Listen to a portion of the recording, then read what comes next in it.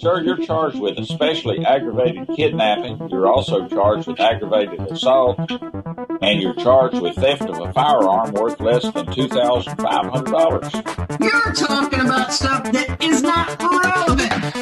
Hello and welcome to the Court of Public Opinion. I am the Recovery Addict, and boy do I have a case for you today. Why is the dog chewing on this guy?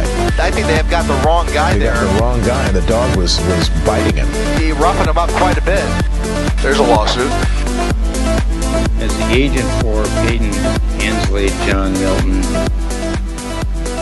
you are indicating to me that you're quite familiar with Ayden, Ansley, John Milton, and that's basically you. Is that correct? I am the agent authorized to represent Ayden, Ansley, John Milton, as written in all capital letters. All right, and you understand for my purposes, that language doesn't make any sense. So No, I do not. I understand?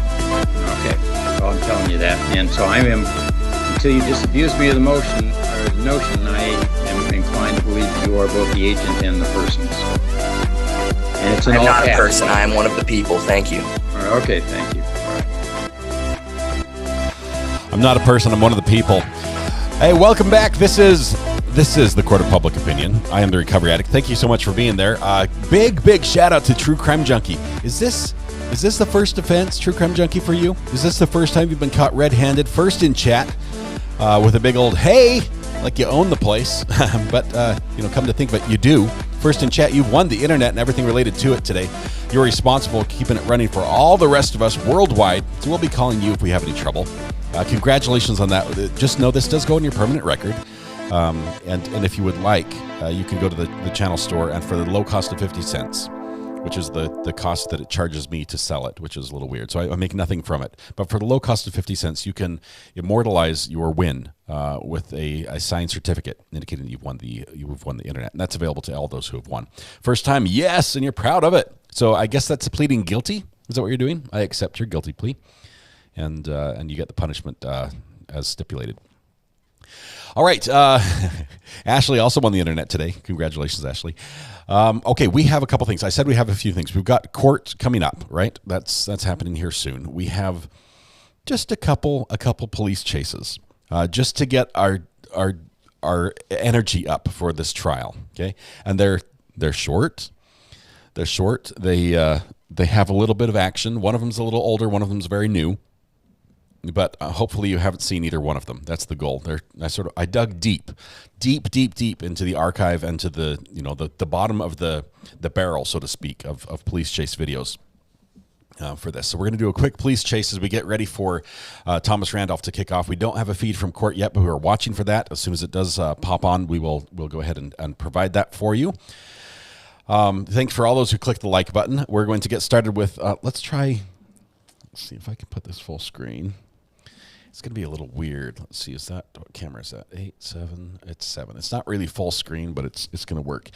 This is a bizarre one because it features a police car at the very end when someone gets arrested. But the entire police chase happens on another police vehicle. And it's also a little bit different as far as the suspects. So we're going to go ahead and, let's see, turn this on there and here. Chelsea, can you do me a favor? I did it one time. Is she hitting her head? Chelsea, stand up. All right, reverse. Reverse.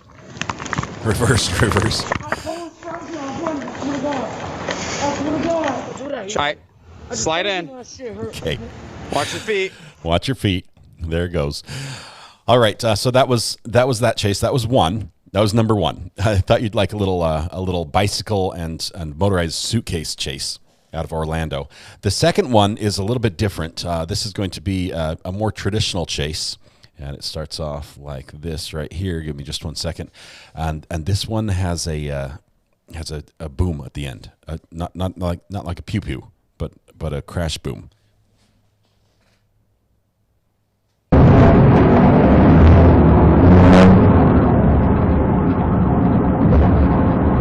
only have audio on one side, sorry.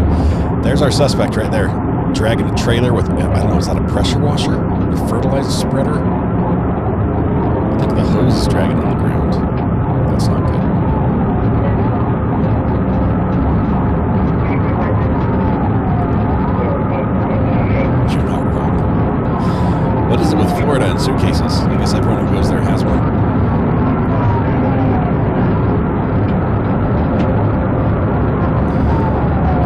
first chase, but we still have the second. We're warming up to trial getting started. We've got a little bit of time. A little less than an hour before we get a feed. This police chase is going to get us in the mood for trial.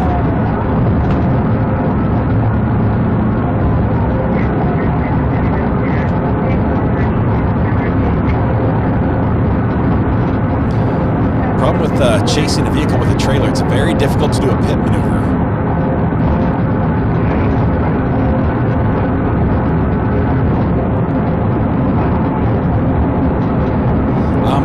I don't know the state on this one. It's on the I-10. Where's I-10? I mean, it goes through a couple states, I think. That's why it's the I and the interstate. But let's get some clues from the scenery, the trees around here. There are a lot of trees. Suggestions? Can't be Arkansas. He would be in the ditch already. A lot of road noise on this one.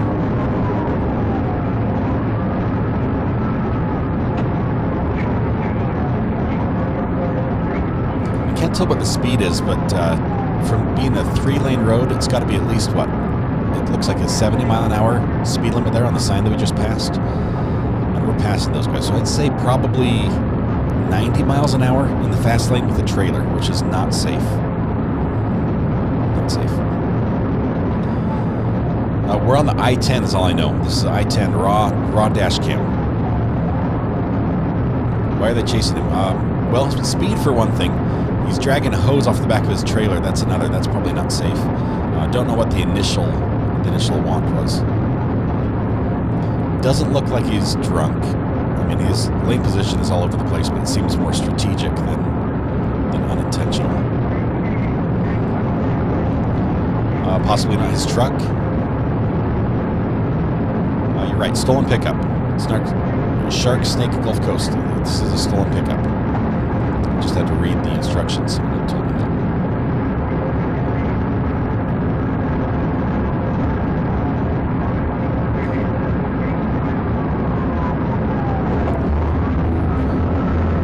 Trailer's going to be big problems here real soon.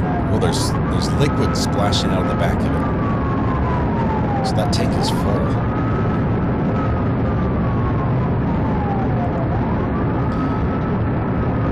I got it. I got it. Before you were able to correct it, DMB, sorry. I'll let you fix it.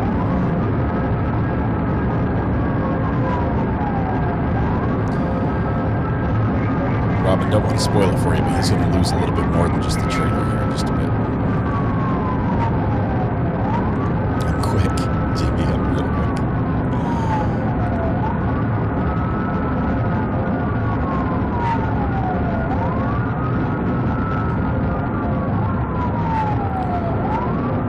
Sorry, Shark Snack. I said Shark Snake. Shark Snack Gulf Coast. That makes a little more sense than Shark Snake. Sorry about that, but thank you for the clarification, for the information on this one. So, speed limit of 128. This guy, these are not moves you pull with a trailer, guys. Gentle moves. He's around semi-trucks, an RV, another semi. This is seriously dangerous.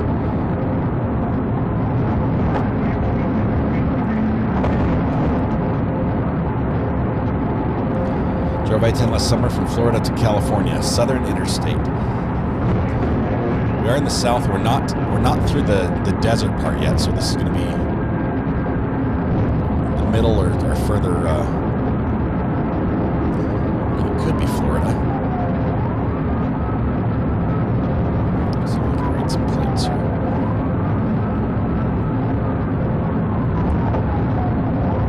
It shows 75 miles per hour on this stretch.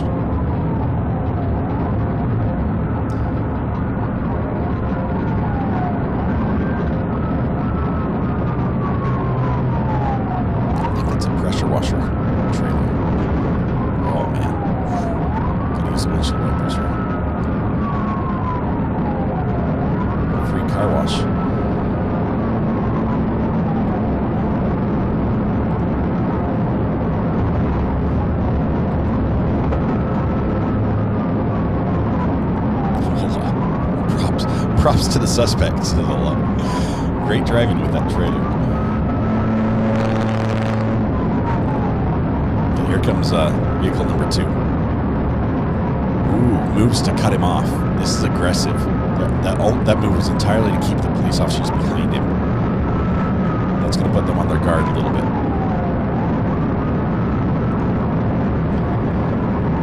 Beaumont, Texas.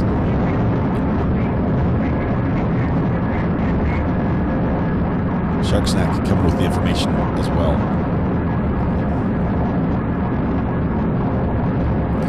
Shark Snack, I have to ask, were you involved directly with this chase in any way? You've seem to have a lot of information about it. I think you've seen it before, possibly. I think this video just posted yesterday.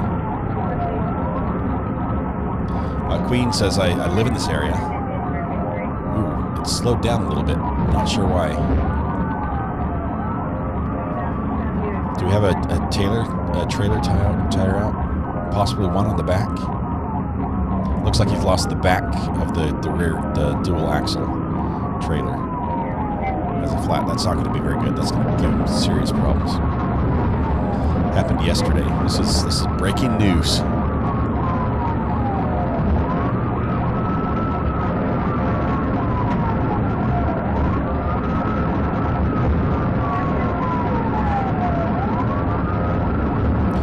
Passing McDonald's, so I don't think he's like starving. Philip 66. A little Taco Bell there on the side. Not sure what the red and white striped one is. What food chain is that? Is that chicken? Where's he going? Tori the Seed Lady, this guy's headed nowhere fast, and we're going to watch him get there. It's a dramatic ending here.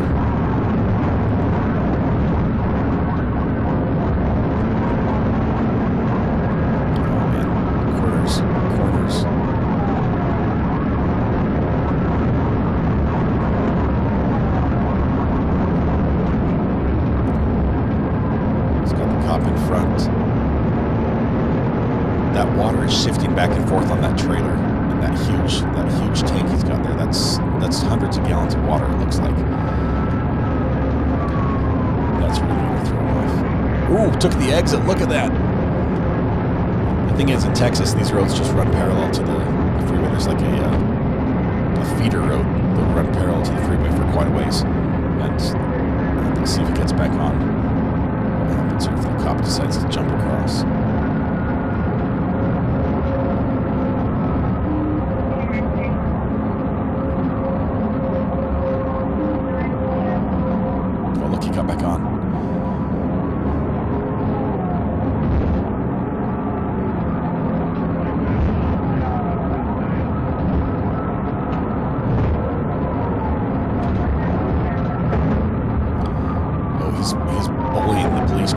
Pushing him around.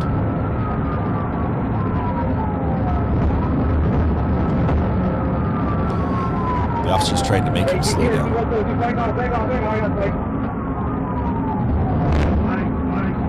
Spike, spike, spike. Missed the spike. There's the fishtail.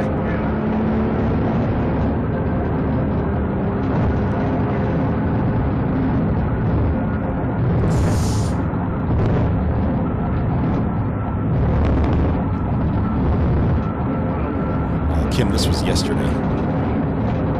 Yesterday in Texas, and thank you, Shark Snack, Gulf Coast, for that information.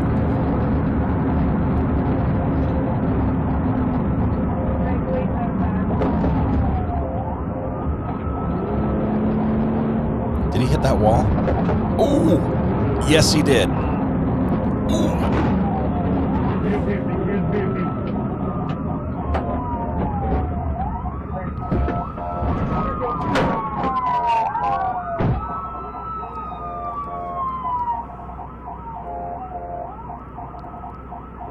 So we could just make out what the police officer is saying. He's saying, please get out of the car. Please raise your hands. We've got a fur missile there, ready and willing to bite if needed.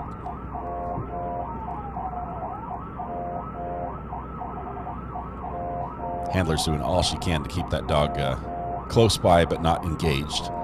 The trailer has a like a gas-powered heater. So that's a steam pressure washer system that just got totaled in that rollover because that full trailer rotated, flipped. The dog wants to play. Dog wants to play.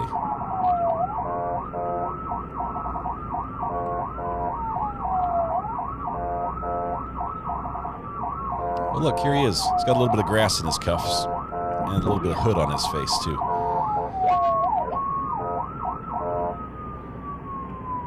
Well, those cuffs are not comfortable. No chain there. There's a lawsuit.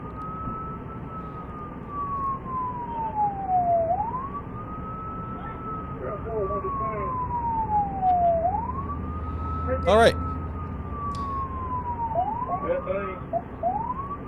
Just as a PSA, this is how it ends. This is how it almost always ends. He's lucky to be in cuffs and not in the coffin.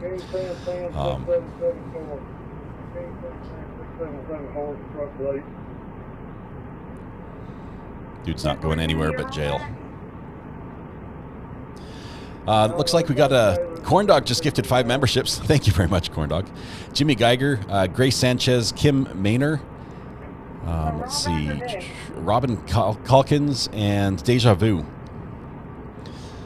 Dude looks rough. Yeah, he's possibly had some drug issues, and he's done. He's done for. But that's the end of that one. I thought that would get us going for a trial today. We have the Thomas Randolph trial starting. I don't know. I realize there are no police chases in there, but it's going to be just as exciting because this is a crazy case. So, do you see how hard they slammed him on the hood? Dodie, yes, I don't like that. Honestly, I've said this before. I don't like that. When he's in custody, when he's in cuffs, that's different. If he's refusing to go down and they do a takedown and body slam him on the cement, I'm fine with that. There's nothing wrong. But once he's in cuffs, you don't slam him into the car. Once he's in cuffs, his safety, health, well-being is the officer's responsibility. And so I'm not a big fan of that, but we do see it, and generally it doesn't get charged, and they might say that he was fighting, and you know the officer is going to win any encounter, any argument about that in court. The officer is going to win. Matty Graham, welcome, welcome very much. Thank you for being here. There you go. I had to click on the name properly. Appreciate that. Look at that green courthouse by your name. It looks great. It looks great. The green and purple is the theme today. No telling what the temp of that car is. The cramming his face into. Yeah, it's probably warm, and you know anywhere in the south and the sun's shining in the summertime, it's hot. It's hot. Yeah, they really put some torque on his shoulder as well. He had hit many vehicles before that. So we just caught the end of that chase, probably when the police caught up with him. Miss Kitty, hello from sunny California. Love this channel. Miss Kitty, welcome. We're following a trial out of Las Vegas, so it's not far from you. But it's just becoming morning over there. They start about 9 a.m. And so the trial's going to start in about, let's see, 37 minutes. We expect the opening statements in this trial to start. This is the trial of Thomas Randolph. He has been charged in the murder of his 6th wife.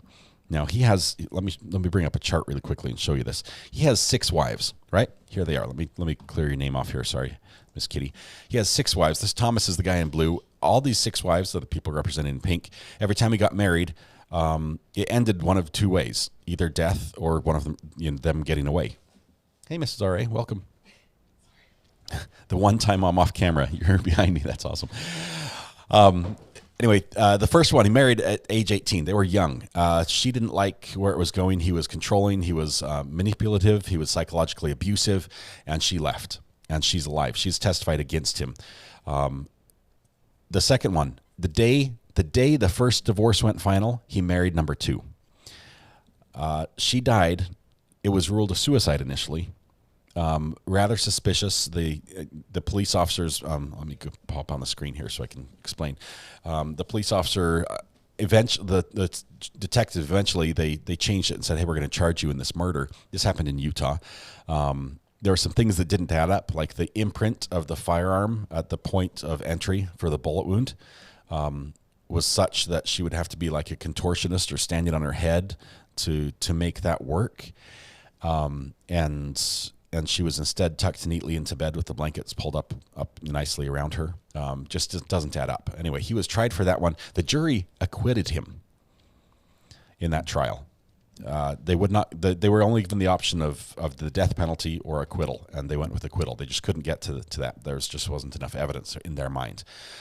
Number 3, he claims he killed her. She got away, or he claims he tried to kill her. She got away. There was even she was shot at. He shot at her in the room. He says it was accidental with the gun going off, but he shot at her, barely missed her. She's like, "I'm done. I'm out of here." She left. She also testified against him. Number 4, very wealthy.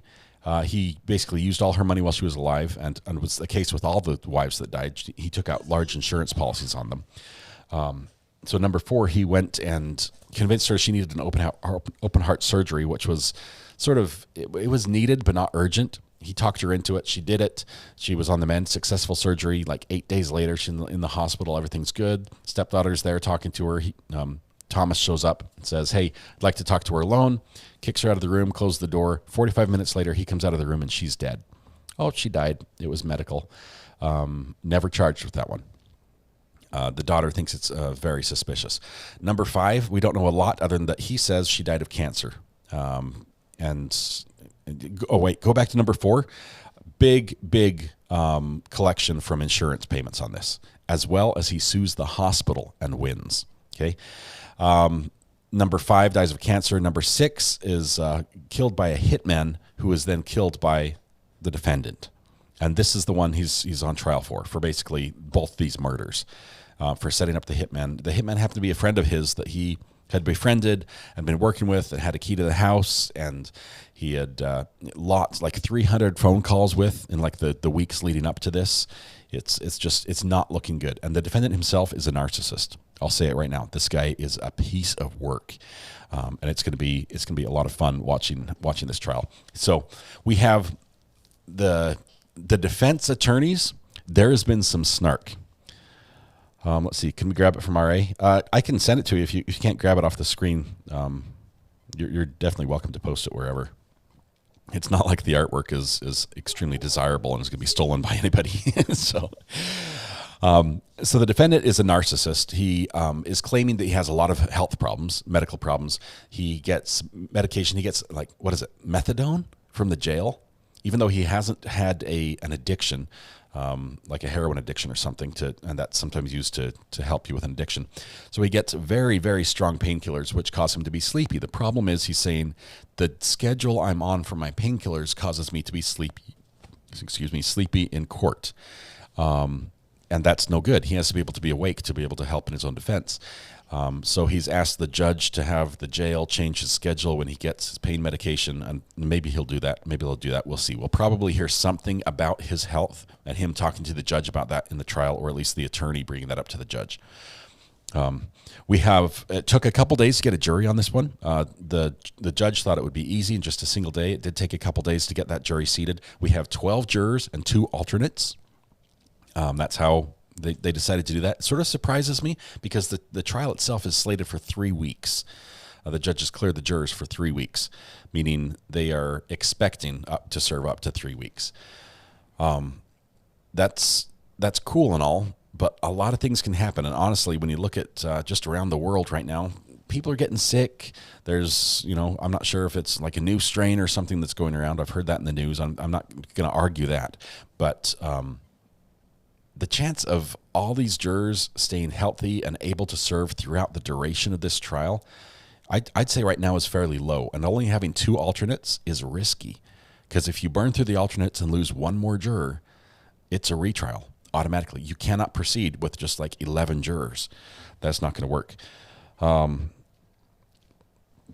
Okay, we're ready for opening statements. We are, JJ Sweet. I'm super excited about that. This is coming out of Las Vegas, in Clark County. The crew that's actually putting this on is the same crew or the same producer from NBC Studios. They're the ones running the cameras and the microphones. They're doing this because they have really good equipment, a lot of money put behind this, and the guy in charge of the cameras there on the scene is the producer of the Dateline show that we watched on Discord, the 3-part series that we watched about Thomas Randolph. Great guy. I've been on the phone with him. I have his cell phone number if I need him, because I'm also part of the media pool for this case. Let's see, what is going on? What's with his long pigtails? I thought he was a woman. And a lot of people did. A previous judge ordered him to cut his hair, and this judge requested he cut his hair, and he did. But it was just weird that he showed up with pigtails. He's never worn it like that before in life that we know of, in any of his photographs or history. But Lockie Kirksey loves the graphic. Thank you. I try to keep it simple and clear to understand. Why did the conviction of MM not stand? You're talking about the first one, or the first time he went to trial in the sixth wife's murder?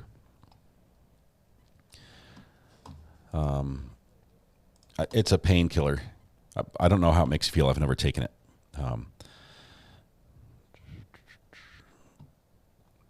What happened in the first wife's murder is they presented evidence about the second wife's murder, basically prior acts, and a lot of it. The problem is he had been acquitted in that trial of the second wife's murder. And so when they presented all this evidence, it became more prejudicial than probative. And on appeal, it was overturned, and now we have a second trial taking place because of that. How many murders is he charged with now? Well, he's charged with 2, even though the police will openly say he did not kill his wife. That was the hitman that did that. They have all the evidence. I believe they have the gunshot residue on the hands, the gun, everything. It lines up that the hitman actually killed his wife, and then he killed the hitman. But because it was a hitman for hire situation, according to the police, that's what they're alleging, then he is just as culpable for the murder of his wife as the hitman who did the hit. He was pretty healthy when he killed them. Yes, he's collected millions in insurance, okay? But he's trying to pull off that he's almost disabled right now, like extremely disabled. He says he's got compressed discs in his back. It's painkillers. He has bandages he has to change 3 times a day. I don't know where or what that is for. Selena K says, I'm from Utah. I remember that trial. Yeah, I think it was up near Clearfield, which is Davis County, up north of Salt Lake City. It was a big trial. It happened a long time ago, but it was big. Percocet would be an acute painkiller. Methadone, not good for that. Much more feasible for chronic pain.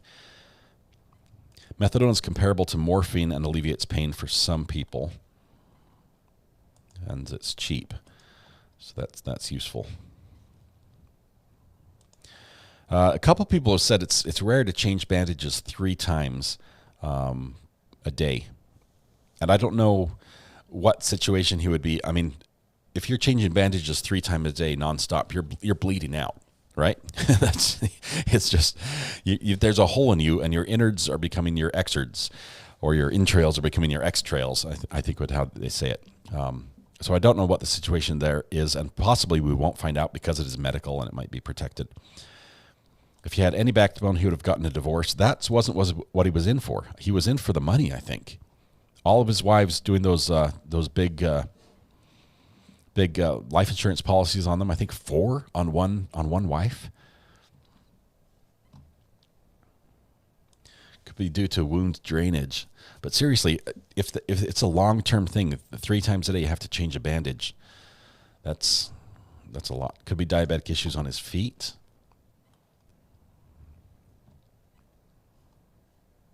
He has a lot of swelling in his legs, and the bandages are getting soaked through. Okay, that's sad, but at the same time, it doesn't exempt you from standing trial for murder. This isn't like you're not fit to stand trial. Just let him stay seated. Let him do whatever it is that he needs to health-wise to be able to be present and participate in his own defense, be mentally there, and as comfortable as we can make him in that situation, but still bring him to trial. The bandage situation could be because of extra possibilities of infection in a prison. He has complained about the prison and being dirty and the cement floors and a lot of things. That's not true about bleeding bandages. He could have bed sores. The prison, I mean, bed sores generally are from long-term, a period of time in a bed, and and circulation problems and things caused by that. Trial starts in 26 minutes, Laura. 26 minutes. We should have a feed shortly. Has Thomas Randolph ever worked a job or just lived off women? Tangi, I don't know this question. I don't know the answer to this question. He's made a lot of money off his wives. Like many of his wives, he used their money when they were alive, and then obviously used them for life insurance when they were dead. I don't know if he really had a career to speak of. We haven't heard exactly what that was. Maybe that might come out in the trial. I wouldn't think bed sores because he's mobile. Yeah, the jail's going to keep him moving. I mean, they're not going to, it's not like he's sitting in isolation in a cell and being fed, bringing trays to his bedside. I mean, he has to get up. He has to move. He commented about not wanting to smell and offend his lawyer. That was regarding brushing his teeth specifically, Jen, but he did mention that he wants to do that. Yes, Estrella, LNC, Court TV, KLAS, a couple newspapers in Las Vegas, NBC, NBC Studios. I'm trying to see who else is on the list. It's funny, the people that are on the list for this trial, that it goes way, way back, right? This case is reopened because it's the same case being retried, and so all the people who have applied for media access from the original case are still listed as media. And I've been through the entire list of that. There's a ton of them on there. If he had back surgery, he may have been fairly immobile. I had a stage 4 sacral wounds, pressure sore, where you could see the bone. Ooh, that's no good, Richard. That's not fun at all. Movement in the courtroom. We're getting there. We're getting there. We're going to have some video here shortly. What was just said about him brushing his teeth? Christina Bell, that came actually at the end of a pretrial hearing, right before they seated a jury.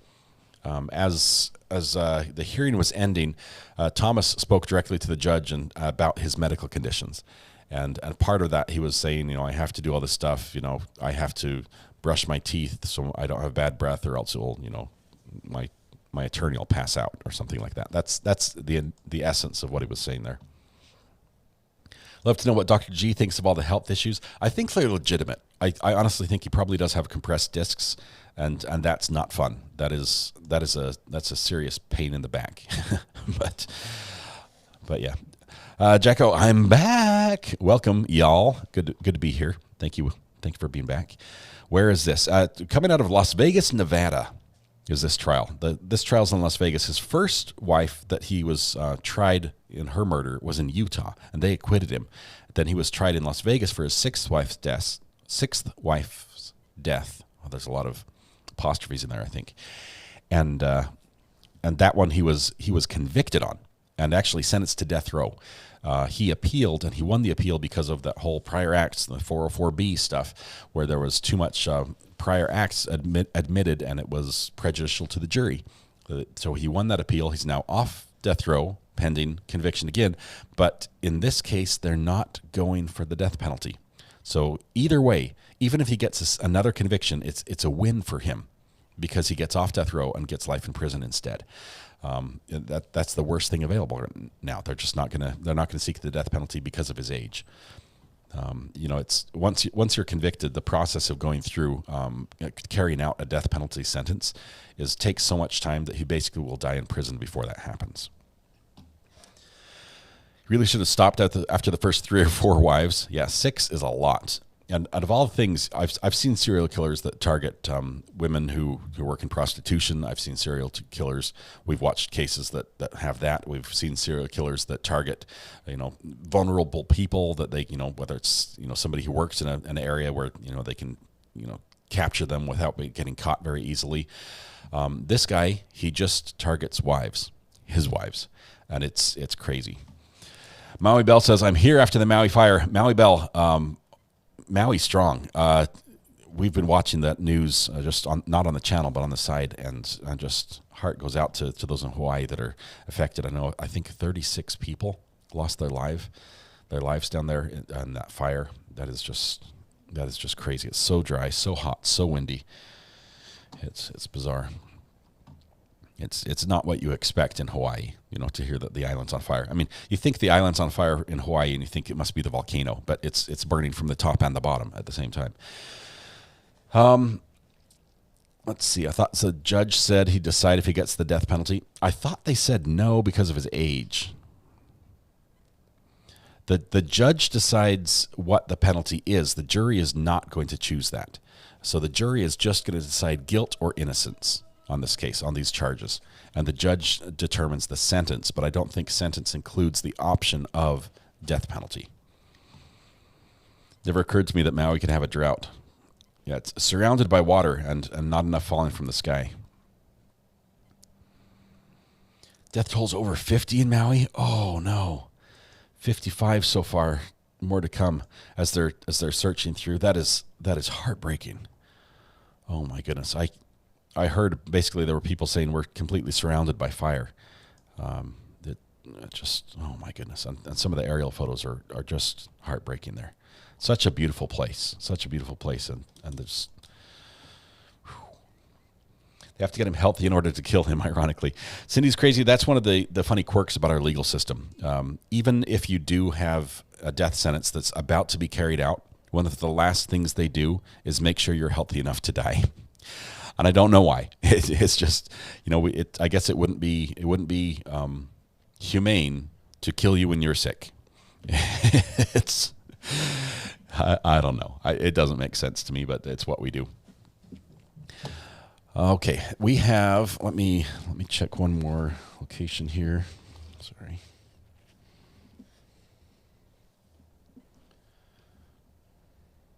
Got just under 20 minutes here until we expect court to start. They've started pretty much on time so far in the hearings.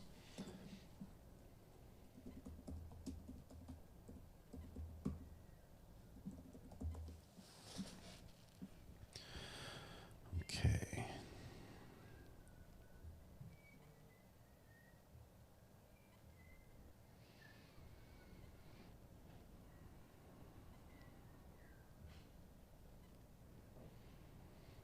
All right. Keep an eye on that. Okay. What do they call that? Your last meal? A last meal is a real thing. You actually generally get to choose your last meal, and some people get like lobster and steak, and some people get a cheeseburger from McDonald's. I don't know why we do that either. It's like one last act of mercy. Go out with a full stomach with something you like. I know. Wouldn't it be funny if somebody got a last meal and they ordered a food they were highly allergic to, and then they died before that? Maybe it wouldn't be funny, but anyway, we all saw RA's last meal. You did, Adam. It was oatmeal, and some of it's probably still in my goatee. I'm okay if he suffers alone in prison until natural death. He was disgusting and vile to these women and their families. KT, yes, there's so many of that. We have the benefit of being able to look back on all 6 of his wives and either hear from the ones who are living or hear from family members of the ones who are no longer with us, and hear what went on, and the phone calls he made, the battles over the house and the money and the wills, and yeah. Cindy's crazy. That's the best news I've heard all day. No more last meal. I forgot what I was saying. If it's important, it'll come back. Search and rescue teams with cadaver dogs are being sent from California and Washington. The death count will surely increase. Beyond sad. Prayers to the victims in Maui. That devastation it was total. It swept through and left nothing behind in some areas. It was just awful, and it moved so fast. I mean, people described it like a blowtorch, just igniting, and you can't run from fire like that. And it's you get caught in the smoke ahead of it, and then aren't able to escape the blaze. It's terrifying. Jumping into the ocean to be rescued. I heard the Coast Guard was pulling people out of the water, jumping off to get away from the heat and the smoke. Okay. I'm excited. We have just over 15 minutes, and then we're going to be live. with the trial. We haven't had a trial in way too long, you guys. It has been way too long since we've had a trial. This one is slated for 3 months, or sorry, three months would be like OJ trial. It would be 3 weeks, which is just going to be great. They jumped into the water to escape Pompeii too. I don't know if that helped them. They did not have Coast Guard or people to rescue them in Pompeii. Yeah, have you seen the before and after pictures of the damage? Hernandez just sent a super sticker with 1.99. Brandy, thank you for the super sticker. Love it. Love the smiling fox. Thank you for your support of the channel. Thanks for being here. It wouldn't be the same without you, Brandy. I appreciate that. Love that you have a blue courthouse there by your name. Thanks for supporting us and what we do here. Prisoners have better health care than most Americans. They do, but that's because the government is legally required to. They're in their custody. Just like as a parent, I'm legally required to care for my children and provide what they need. The government is required to care for people in their custody. I just noticed that, Brandy, that is your first super sticker. Thank you very much. I appreciate you doing that. Okay, reminder tonight, 8 p.m., we do have a podcast on this same channel. If you do want to watch me and Weather Watch, who's Thomas, talk about just some funny stuff that's happened throughout the week. It's a live podcast, much like this show is, so it involves you as well. There will be some polls and some interaction with you guys that makes it a lot of fun. Encourage you to click the subscribe button and just make yourself available here at 8 p.m. tonight, Eastern Time. This is like waiting for my parents to get up on Christmas morning, 15 minutes of torture. 15 minutes, Ann. For me, it was like 2 hours. I would get up at like 4, and my parents, apparently they said something about having just gone to bed or something. I don't know how that worked out. But yeah, it was, I was always pre-dawn on Christmas morning. Pyroclastic cloud and lava flow water is not going to save you. No, it would not. As a firefighter in Australia, we looked at that and we were amazed at the power of those fires. Horrendous, say strong. Yes, SC420ADL, the Australia had its own fires recently, probably what? Was that 2-3 years ago now? You had some pretty bad fires. I know you fires are a normal thing down there, but there were some really bad ones that you guys were dealing with that made the national news. Mystic Mama, welcome. Good to have you here, even if you're late. Utah M, hello, welcome. We're about ready to kick off with video footage from trial in Las Vegas. A few months ago, I got in a wiki hole about volcanoes and ended up in an existential crisis regarding a Yellowstone supervolcano. Desert marshmallow, these things happen. Sometimes we start looking at a news story and then click a link, and next thing you know, we're in a place of the internet we didn't know existed. It happened to me as well. It happened to me shopping for purses, and I've never bought a purse in my life, nor do I need one. But we were watching Judge Stephanie Bodie. Why can't I remember her last name? The judge with the purse. We were watching her. I know her first name is Stephanie, and next thing I know, I was shopping for purses, and it can happen. Oh, pets missing. Donate to Maui Humane Society. Hopefully they were able to escape and get away from the fire. Holly says, Christmas morning, we were talking about that. In my home, we had to eat breakfast and do the dishes before we were allowed to go into the living room where the tree was. Talk about torture.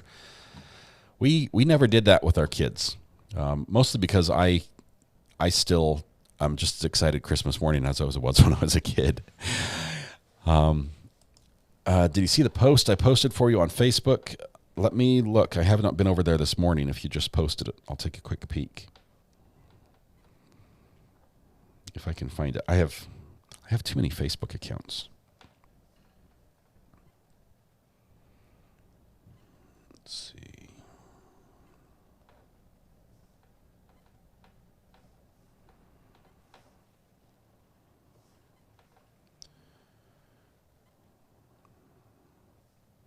Hang on, I've got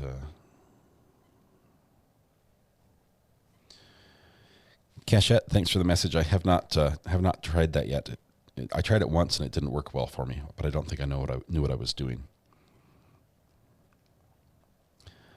I'm not seeing the post yet, and I'll have to scroll for it. So Let me look when I've got a little more time, Jacko, if that's all right.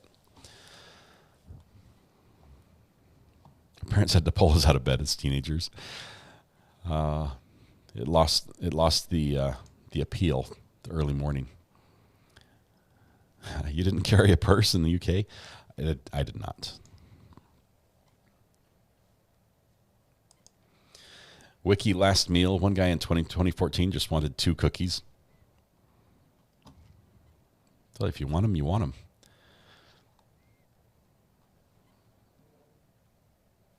You sent Billy Lane a friend request on Facebook. So far, no response. I've said this before. I was really hard on Billy the other day in our Sarah Boone video. Billy Lane is the investigator that Sarah Boone says she's retired or retained.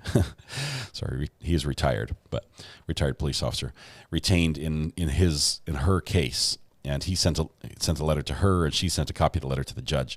We looked into Billy Lane, and he might be amazing. He definitely sounds like he's amazing in his bio. He may be the most incredible investigator. My only complaint is his website looks like it was made by a 4th grader.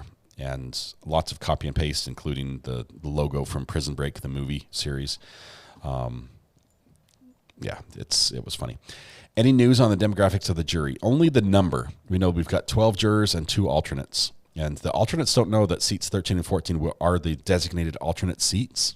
They'll find out at the end. Let's see. Yes, tomorrow we are going to go live from the Hardware to Homestead channel. If you want to watch us live on something completely different than true crime, do give this channel a follow. It's a fun channel. They have a homestead and a hardware store, and the family is just amazing. You're going to love her. Her name is Sarah. We're doing her first live. I'll be running the camera with my live view from her hardware store and maybe from her farm and go meet the cows tomorrow. It's going to be a lot of fun. Sorry, Sandra, you forgot you're not green here. Make sure your gift settings is turned on, and we'll try to get you set up. Was that a buffer sound? Did I hear a buffer? Oh, no, we heard a little music. Apparently, every time somebody does the homestead command, it plays little twangy music in the background. So I might have to turn that off during the trial. Angie, YouTube's not playing nice to you. It keeps booting you. I'm sorry. You're here now, and I see you. Welcome. Baby Boysenberry, that's the command that will get you access to the gift settings. Make sure the settings move to the right on your screen, and that means that you're enabling gifts on the channel on this page. Ivan with some good advice about cows in general. I'm not going to click on that one. I'm going to have to turn this down. I created this. I thought it would be funny to have little twang. I didn't realize how long the song went.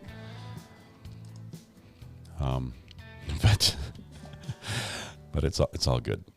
All right. I'm giddy. I'm giddy. Let no dead horse go unpunished. Thank you, Gordon, for that one. Let's see. Here in Reading was our scary car fire 6 months later. Paradise. Okay, who's doing this? I'm going to have to disable that sound. 6 months later, Paradise Fire. Poor Maui residents waking up to devastated new existence. Very few people have been in what these residents are experiencing. And I mean, some people that have been through a devastating hurricane or a devastating tornado can relate to this. But driving back to the area and being like GPS standing at the point where it says your home was and there's nothing left, that feeling is just incredible. That is just, it's so, your world has been uprooted and then it's been demolished. There's nothing left. You're standing around looking at everywhere you had memories and belongings and you know, you recognize pieces of neighbors' homes and that's it. It's just crazy. What they're going through is huge. They're going to need a ton of support on the rebuilding. Need a goatee emoji. This one's about to go. Ritz, Okay, you guys, I'm getting rid of that sound here before court starts because you guys are loving it too much. I'm just saying. It makes me nervous. Let's see. Let me turn that off for a second so I can. You guys are playing it. Okay, you get one more while I catch up and turn it off here for a second.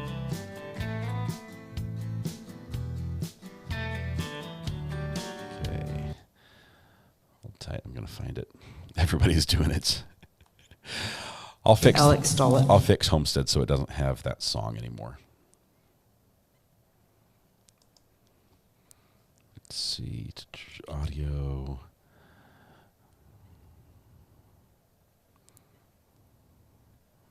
Let's just turn it off right there. There we go. All right. Are we going to address subject matter jurisdiction? Homestead is fixed. It's not going to cause the sound effect that's distracting to everybody. Good song though. We might turn it on later. But it does make me nervous every time it starts playing music. It sounds like the Eagles is what it is. I know the songs that are free on YouTube's music library are designed to sound like a popular song, and that one sounds like the Eagles, which I know I don't have permission to share. I just got a text message about some severe weather. Who's that? Oh, that's from Thomas from Weatherwatch. Not a camel.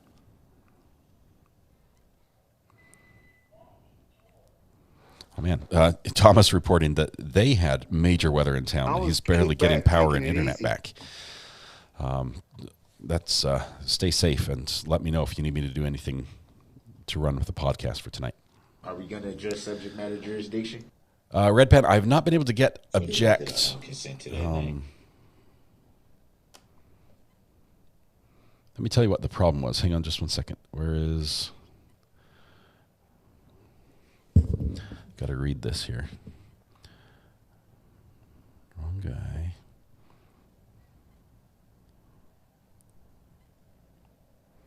Not relevant. Solve sit. Where did I put the object sound? There it is, right here. I object. This one. The problem, I've got the sound made, but it's giving me trouble transferring it from where I have it to my computer because I do it wirelessly. And I do have a thumb drive now that I can use because I found out from my kid this was actually packaged and it came neat from the supplier. It's a clean one. But I object. I'll get that sound effect working for the object for you guys. All right, 4 minutes, but nobody's counting, right? Weatherwatch is in the Dallas area. I think he's in Wichita County. Don't remember. Use the thumb drive. I will. We'll get the sound going for you. Alex stole it. Alex stole it as well.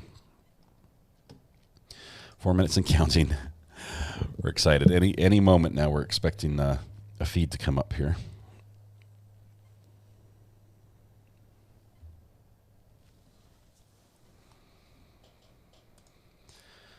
All right. This will be opening statements. Hopefully the jury will be all seated. We're waiting for them. Smile, Jen loves you, says Monday and Tuesday we didn't have power in western North Carolina due to severe storms. I'm also in North Carolina. I'm on the eastern side. The storms came through. We tried to film them, actually. I did a storm watch. I think it was on Tuesday. I think so. It might have been Monday. But it was a lot of lightning, a little bit of wind, a little bit of rain, but nothing like what you guys got. I know a lot of people were without power. No feed yet. Our audio's turned on. We're waiting momentarily. We're going to get that. We broke a record for rainfall total yesterday. Carolyn, where are you at, and what was the record? Red Pen says TR's theme song is "Man, I Feel Like a Woman." I want DB's objection. I think we're almost done with DB. It's just we've heard his voice so much we might sort of retire some of those sound effects. We may go back and look at something that he's done in a while, but he's that was 8-9 months ago. We've just heard it every day since then.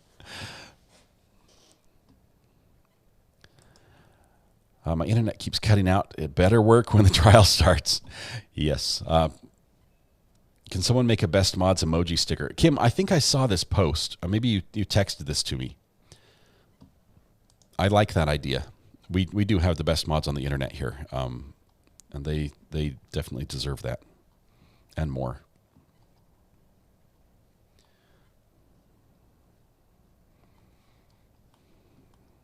Okay. 6 goes off. Let me get another feed. DB is going back to trial. Chat's not showing on the screen. That's my fault. Let me turn it back on. There it is.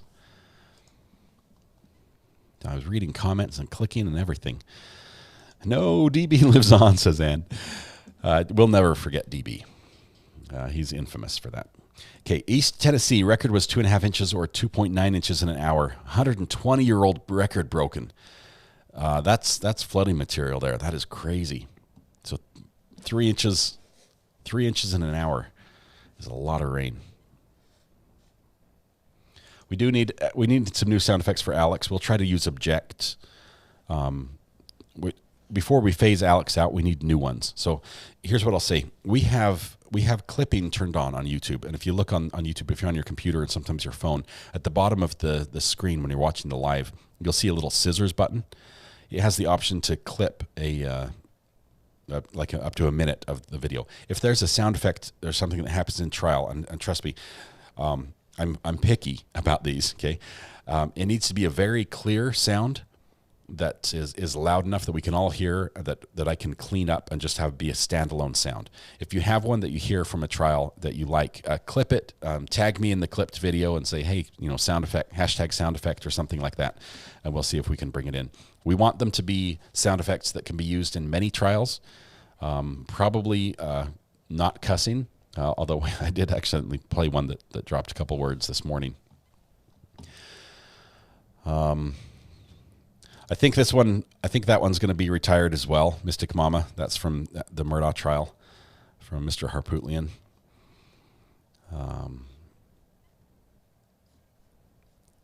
Let's see, we have so many mountain streams. School's closed. It was bad. Clip isn't showing for you now. Let's see. Let me make sure I've got everything set up. It doesn't show on everyone's devices, and I'm not sure why. If you're able to watch on another device, check that and see if it works. I'm not a cat. Holly, oh, you found it. Okay, so it's there. I think it's on, but not every device will show it. That's just how YouTube is for some reason.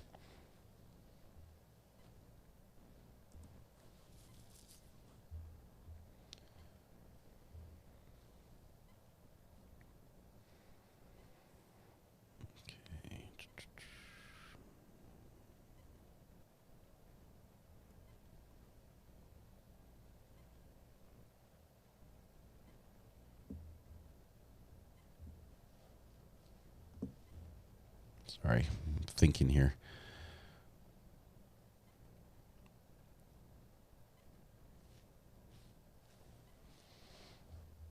Let no dead horse go unbeaten. Kicked back, and that's correct. Are my all-time faves as far as the sound. Is that correct? That's a good one. Yes, if you have the buttons on the bottom, scroll to the right, says Cass, and you'll see the clipping one. Had to hit the 3 dots. His theme song is "Dude Looks Like a Lady." This guy's a piece of work. Because he's the guy. On iOS, it's in the top right, says Red Sky. So yeah, you're able to find that clip. So if you can find the clip, let me know. Gwen's Teddy says, "What are we doing?" We're waiting for the trial feed to go live from the courtroom. So we're waiting for the jury to show up and everything to go live, and we'll have opening statements in the Thomas Randolph trial here momentarily. We're 3 minutes late right now. The judge has been on time before, but we'll see. We'll see what happens here. Are we retiring some commands? We are. We'll probably retire some emojis as well, and possibly some of the sound effects and things like that. I like to keep things a little fresh. I'm actually due for a new intro video. I need to. That takes me a lot of time to build. But if we have some good sound effects that are new and relevant that we like, and a video to go with them or not, I can put other video to it. We'll do that. Okay.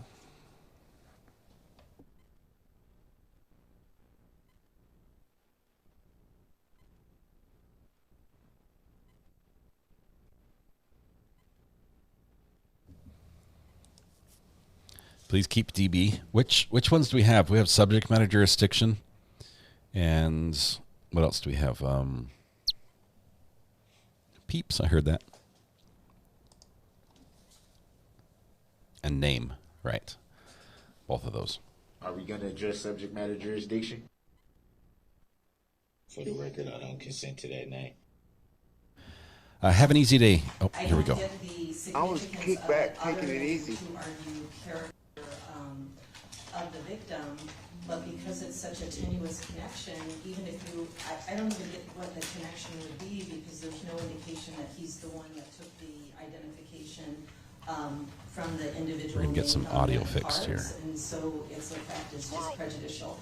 I just also would note that there might be another issue in opening that we would want the court's guidance on before we open, and some of that would be the state of mind stuff that we had discussed. Okay, well, let's deal with this issue first. Can you make sure that you keep that door shut?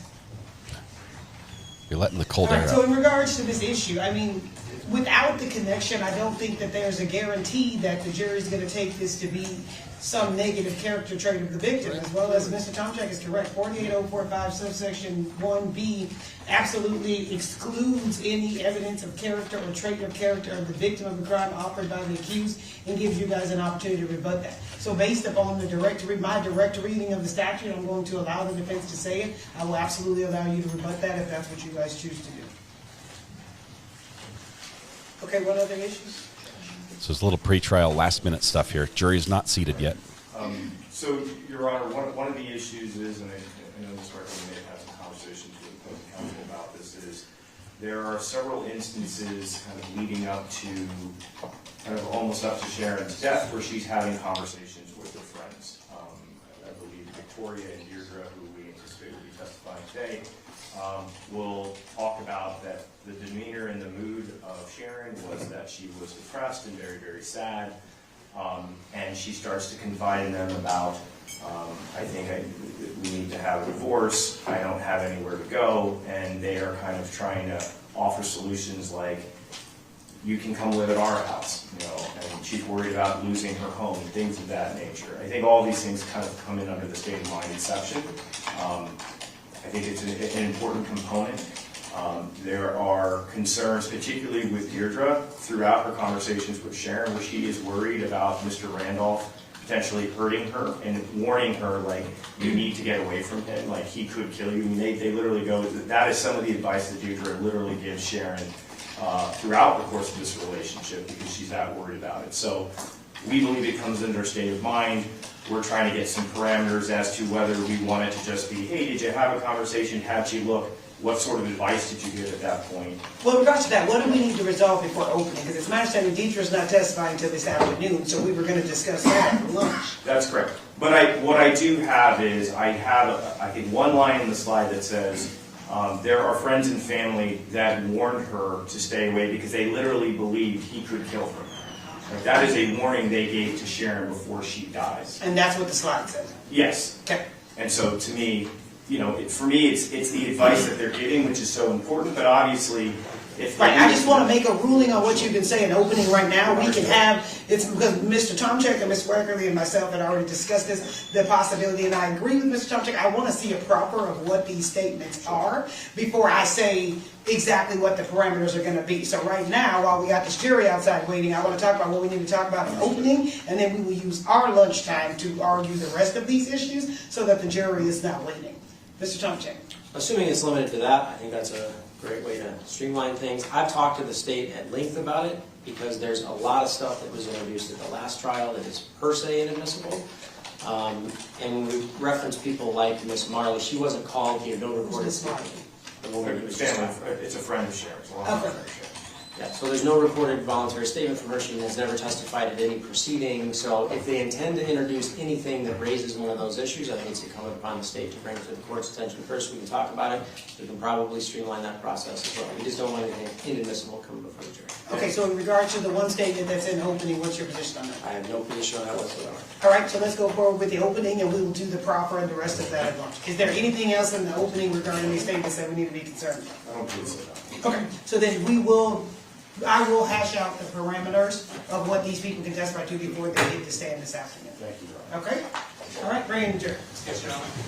Bring in the jury. Okay, this judge talks on 2 times speed. We're working on audio on this end. We're going to get this improved and fixed. And the levels are low. They're coming in only on one channel. So I'm working on it as we speak. Oh, the jury comes in fast here.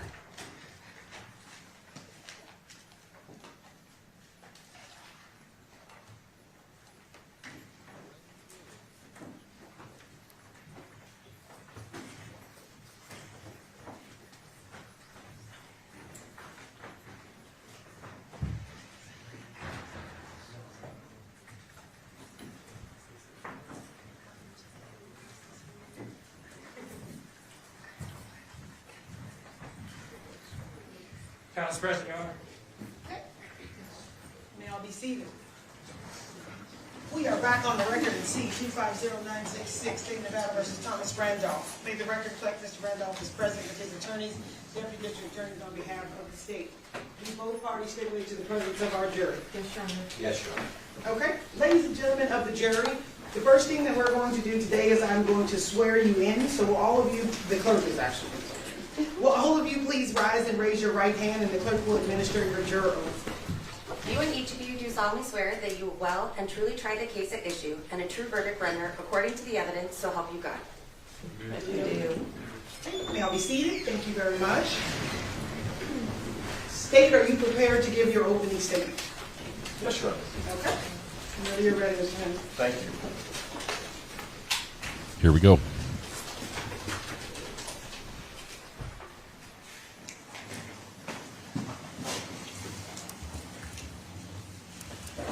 It's a PowerPoint. Have a seat? Yes. Thank you very much. Ladies and gentlemen, the evidence will show in this case that it is really, really hard to plan the perfect murder. In this case, you will learn that on May 8th, 2008, specifically at 8:45 p.m., the defendant calls 911. What you're seeing over here on this monitor is 6517 Rancho Santa Fe. This is Sharon's home, a home that she invited the defendant to move into and live with her. When police arrive, there are 3 people inside that residence. And you will learn 2 are dead.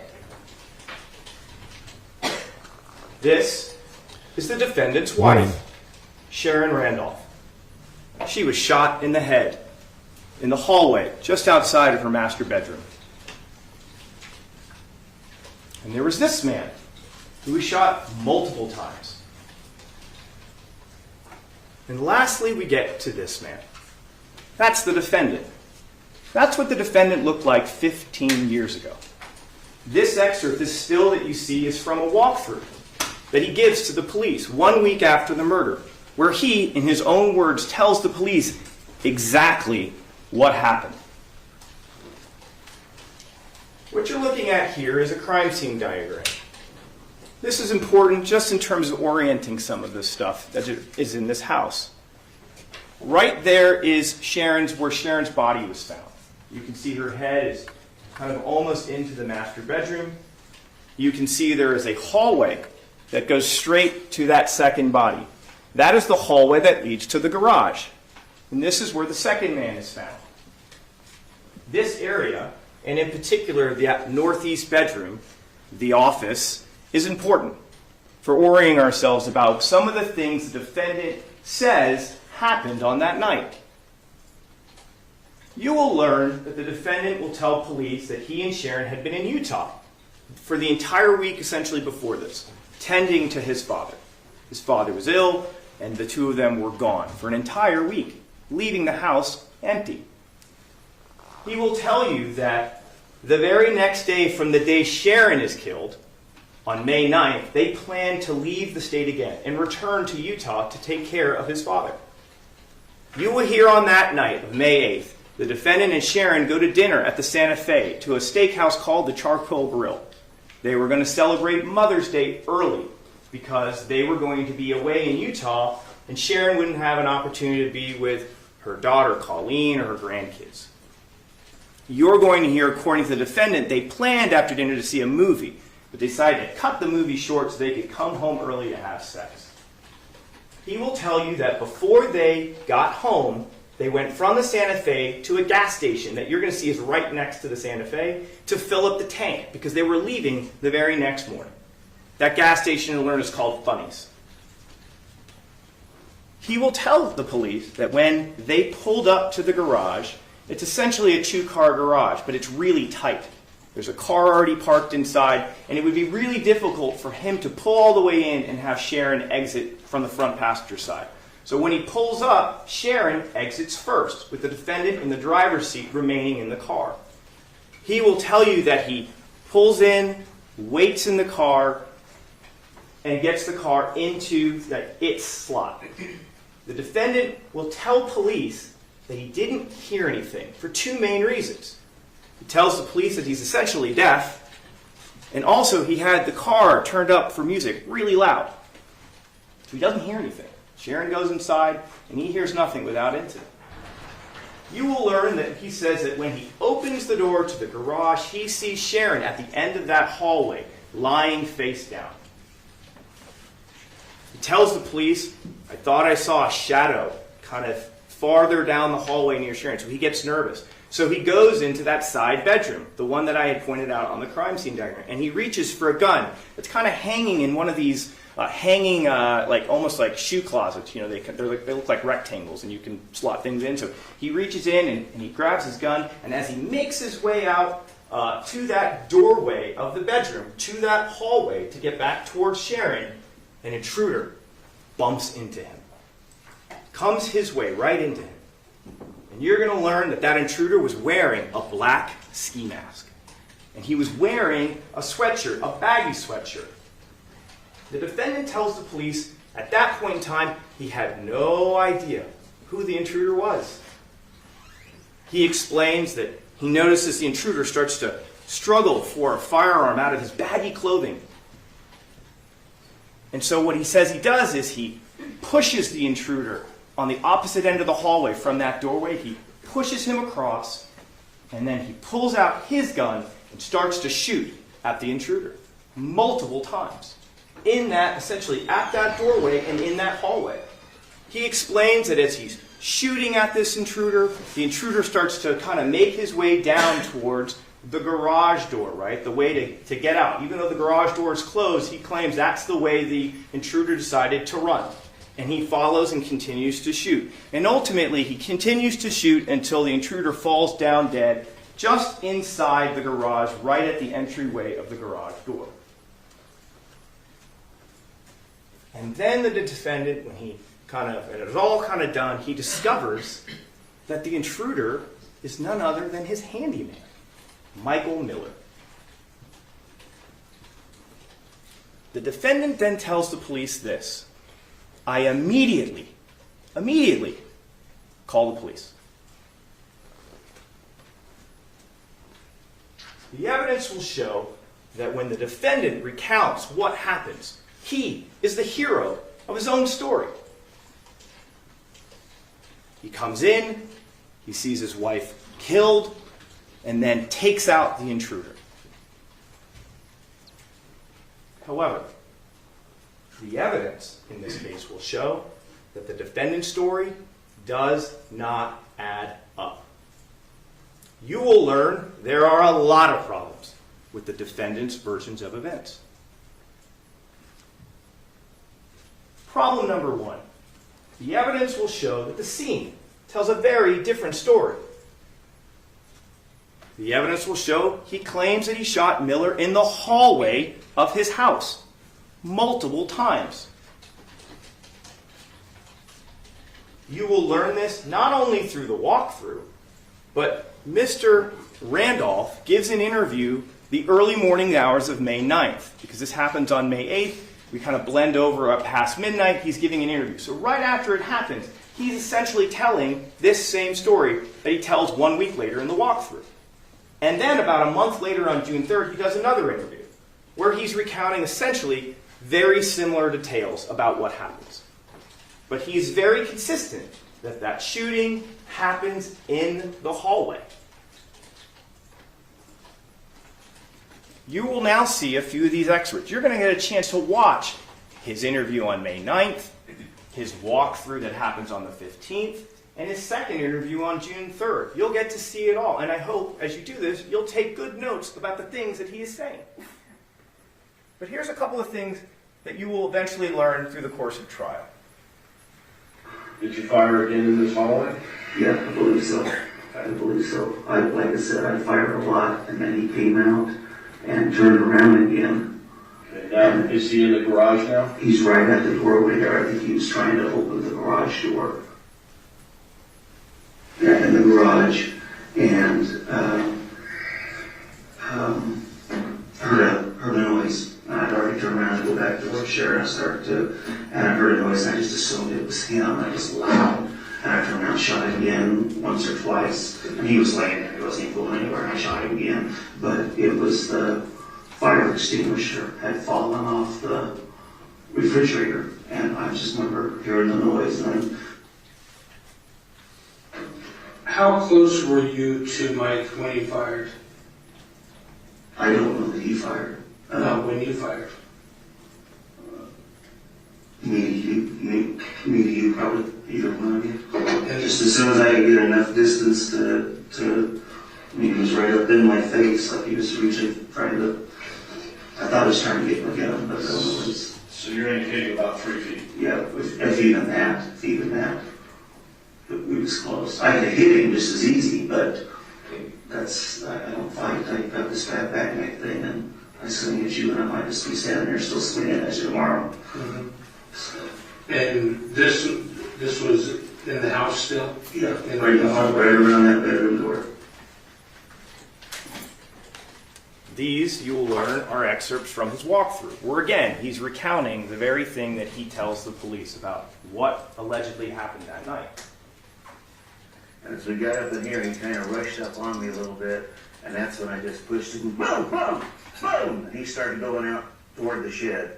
I don't know how many times I shot him, but I just kept right on going. Boom, boom, boom, and he just laying there. Now. And when I heard that noise, it really did scare me. Like, boom, boom.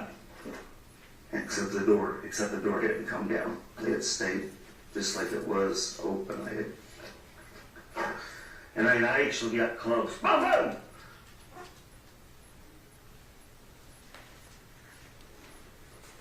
You will learn, when crime scene analysts process that scene, there is not a single bullet strike in the hallway.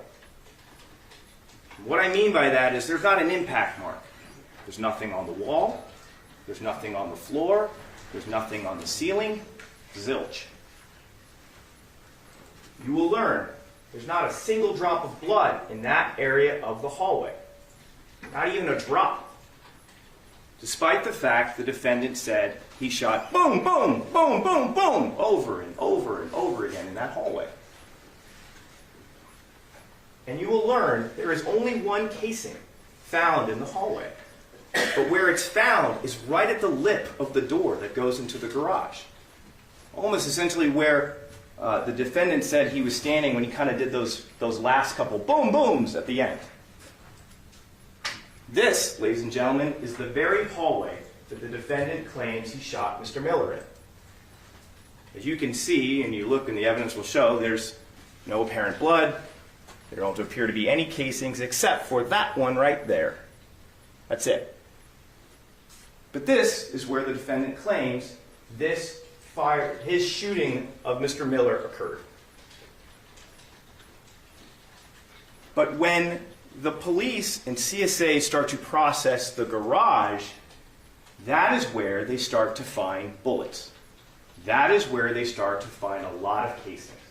And the evidence will show that, unlike what he said, the evidence, this physical evidence, will show that the shooting actually occurs in the garage, not in the hallway. You will learn that 4 of the 5 bullets are found inside the garage. The only other bullet was found inside Mr. Miller. You will learn that 4 of the 5 casings are found well into the garage. And the only other casing is found right at that lip of the doorway in the hallway that you've seen. This is the garage of Sharon and Tom Randolph. This is Sharon's vehicle. To the right is Tom's vehicle. The vehicle on the right is the one that he said that he drove in on that night. As you can see over here, that is the doorway. That is the doorway that the defendant kind of leans over and does the final shot, right? That's where he claims this all concludes. This area over here, all the way to the left, is where one of the casings is found.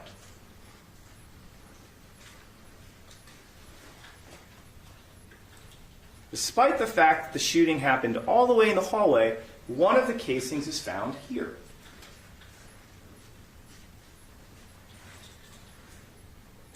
The second casing is found near Mr. Randolph's car, on the opposite wall. There's that same door, and that's casing number 2.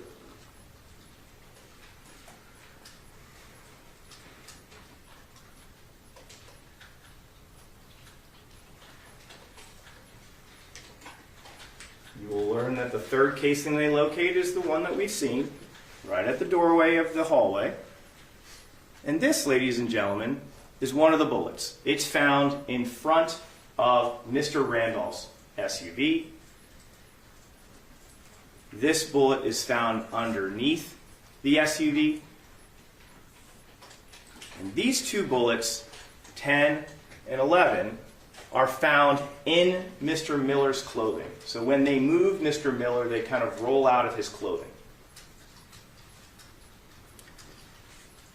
You will learn, as I had said, that there's a walkthrough that's conducted about a week after Miss Randolph, Sharon and Mr. Miller are killed. During this walkthrough, in addition to doing the walkthrough, crime scene analyst named Randall McPhail, or Randy, comes in to do some additional processing, in part to process the blood spatter in the area where Sharon is killed, because she receives a headshot, spreads up on the walls, and so he's there to process that. When he is there a week later, there are 2 more casings that they locate, and again, they're found in the garage, in this area over here. One of them is found in this green toolbox. And the other one was by that water heater. It's right over here. If I can go back. Problem number 2, the ski mask. Can't go back. No back. This is what Mr. Randolph has to say about the ski mask on Mr. Miller's head. I was actually in the room, and he came in and we bumped into each other, and he had the mask down, but like it wasn't on, he thought it was black, because it wasn't all the way down. It was like maybe a here or something, like maybe it pushed it up. I might have pushed this mask up because I'm taller when they came in here. Well, but just pushing it down, then he's short. Pardon me? You'd be pushing it down, not up, right? Well, I'd be pushing kind of sideways. I wasn't like knocking it off or anything with my hands. So probably hit him in the back of the head? Could you tell it was Mike yet? I knew it was Mike because of his chin. But I don't know if he had his mask on then. It seems like he still had his mask on then. He had his mask on when you were Yeah, he had it, right? Yeah, he had his mask on there for sure. Well, when you're back here, and you squared off on him, you still had his mask on? Yeah.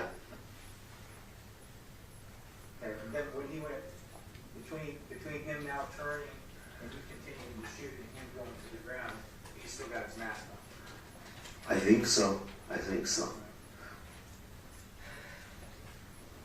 And as I remember, the mask wasn't all the way down. It was like rolled up one roll about right here.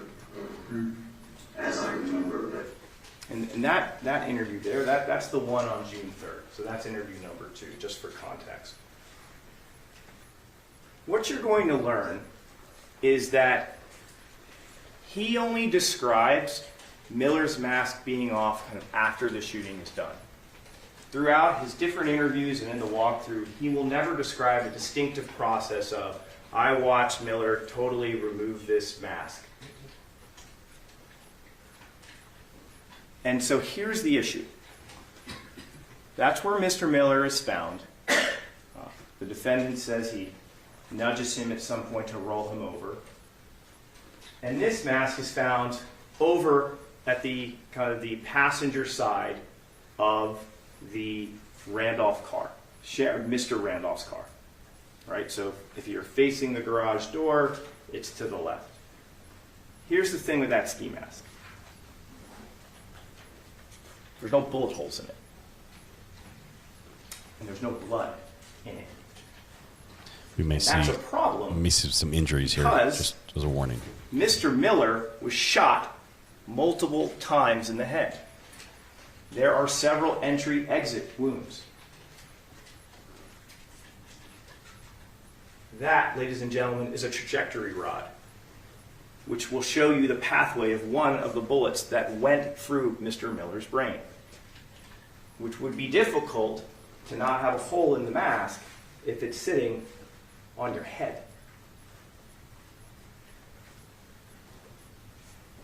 You will learn throughout the course of this trial that another problem is the trajectories of the bullets that pass through Mr. Miller's body, not just through the head, don't match up with what the defendant says occurred.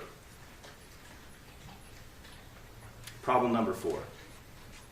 You'll learn that the defendant repeatedly tells the police he never heard any gunshots because he's hard of hearing. Okay. And did you hear anything? Didn't I have the radio on, or she had the radio on? And it's pretty loud because I don't hear. Definitely hear. Okay. Now it took a few minutes because I was at the garage door to make sure it comes down. When you were out of the truck, did you hear anything inside the house? Didn't hear a thing. Did you ever hear the shots before you went inside the house? Did you ever hear any shots? I didn't hear anything, but I'm really deaf. The evidence will show that's not what Mr. Randolph told 911. Is he alone? Yes, well, as far as I know, I just heard shots. I just heard shots. Those are the words of the defendant you will learn at 8:45 p.m. Mere seconds or minutes after this all unfolds. I just heard shots. His words. Problem number 5.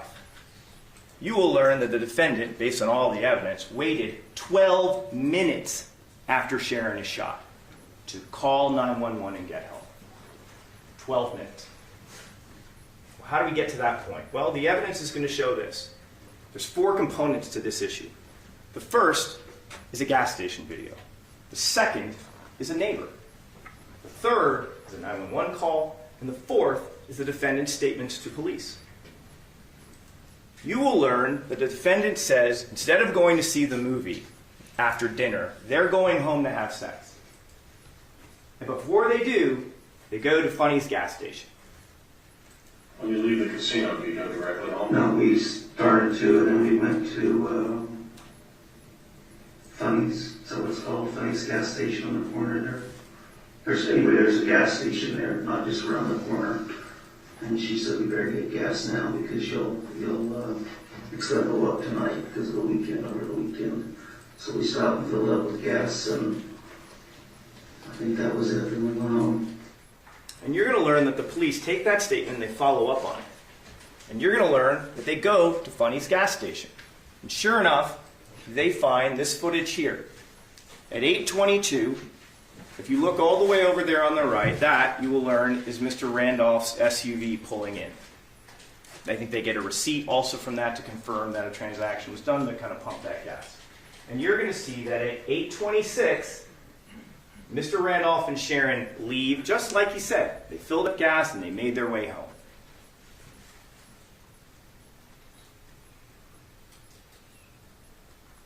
(8:26 p.m.) You're going to learn that when they leave at 8:26 p.m., you're going to learn from the detectives as well as from Google Maps that really it's only a 3 to 4 minute drive home from Funny's. This is an overhead map. What you're looking over there is all the way down there, starting at that blue dot at the bottom. That's Funny's gas station. You look at that big structure on the left, that's the Santa Fe Casino. All you have to do is kind of go up Rancho, hang a quick right, make a left, make a right, I guess, a right up Rancho Santa Fe, and voila, you are at Sharon and Tom's home, right? Google Maps says it's 4 minutes. You're going to hear from detectives who actually drove the route. It said they took 3 minutes. But bottom line is, if he's leaving at 8:26, the evidence will show he should have arrived home about 8:30. Well, that brings us to the neighbor, Mark Bartlett. The evidence will show that Mark Bartlett was actually in his garage at that time. What you see here is, there is the defendant's home, 6517 Rancho Santa Fe, and if you follow the little dots, that's Mark Bartlett's house. You're going to learn that this is the vantage point from Mark's house looking at the Randolph house. And it's the house with the big palm tree to its left. So it's the dark brown garage. That's the Randolph house. That's the vantage point from the Randolph house looking at Mark's house. Right? That's the distance. Mark Bartlett's going to testify that, yeah, I was their neighbor. I lived at 5200 Dana Springs. He's going to tell you that at around 8:30 at night, he's in his garage. He's working on his car. Garage door is open, and he actually notices and hears the Randolph vehicle pulling in, because he actually says it catches my attention. I actually look over. I watch them pull in. I watch the garage close. He's going to tell you he's on the phone with his buddy, and he starts to hear gunshots. Multiple gunshots ring out at around 8:30 at night. And then he's going to tell you that he's so kind of shocked by it, he tells his friend, like, hey, yo, there's shooting going on right over there at the neighbor's house. And then he's going to tell you that, here's the thing, even though he heard those shots around 8:30 at night, the cops don't show up until 20 minutes later. Around 8:50, that's when he remembers police showing up, 20 minutes after he hears the shots. So police, you will learn, do a little digging, some follow-up. You're going to hear that they get his phone records. And what they see is, sure enough, at 8:33, he's on the phone with his friend Alex. Right at the time that he said he heard those shots. So here's the deal. What does the defendant tell the police when they ask him, hey, from start to finish, like when you pulled in and saw what happened to Sharon and the encounter with the intruder and you did the shooting, how long did that all take you to finally pick up the phone and call 911? And these are the defendant's words. Oh, got ahead of myself. Hold on a second. So all told, how long do you think it took from the time you opened the door to you being on 911? You had mentioned before you thought it was a lot quicker than obviously walking through it. 2-3 minutes, maybe. 2 to 3 minutes for this all to unfold and get on the phone with 911. Here's the problem. The defendant, you will learn, leaves the gas station at 8:26. Based on the pathway, the evidence will show he should have arrived home at 8:30. You will learn that Bartlett hears the calls around 8:30, and his records show 8:33. However, you will learn the defendant does not call 911 until 8:45 p.m., which would mean, according to the evidence, that Sharon would have been lying in that hallway minute after minute after minute, suffering from a gunshot wound to the head. Problem number 6. You're going to learn this is a troubled marriage. Problem This number 6. is Tom and Marriage Sharon number on their 6. wedding day. You will learn that in the summer of 2005, they meet on a dating site on the internet. You're going to learn that around January of 2006, the defendant moves from Utah to Sharon's house. You will learn that on January 16th, the defendant is signing up Sharon for a life insurance policy, $100,000. You will learn that 2 weeks after that, he signs up Sharon for another life insurance policy for another $200,000. You will learn that around March of 2006, they go to Mexico to have kind of a wedding ceremony. You're going to learn that it's not official. They're not technically legally married from the ceremony, but it's kind of a wedding nonetheless. And by March of 2007, they legally marry in Las Vegas. This, ladies and gentlemen, are copies of the insurance policy for $100,000, where Mr. Randolph is the 100% beneficiary of the policy. Even though the evidence will show that Sharon has a daughter, grandkids, and this is signed on January 16th of 2006. Here's another policy for $200,000.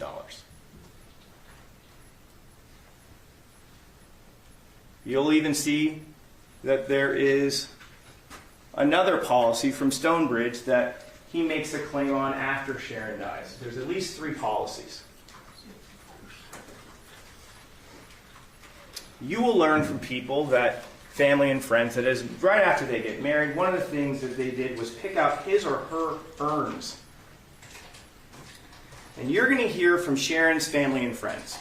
And they're going to tell you from jump, they were really concerned about this relationship. They were very concerned. You're going to hear a little bit about Sharon. She had been married for a long time. Her husband passed away from cancer. And what you'll hear from people is that Sharon didn't want to ever be alone. She was kind of terrified of it.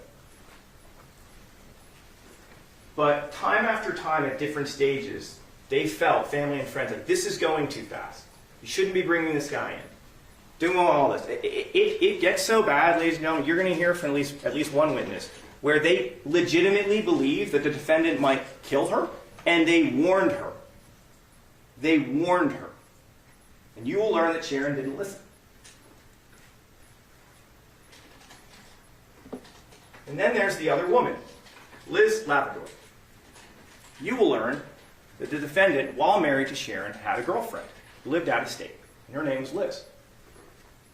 Everybody's wife knew about Liz. Everybody knew about Lizzie. Everybody knew about Lizzie. Everybody knew about Lizzie. Why? Because he didn't make it a secret. He would tell people about his girlfriend. You will hear from family members of Sharon that heard him talking about his girlfriend while married to Sharon in front of them. You can imagine they weren't necessarily a fan of that.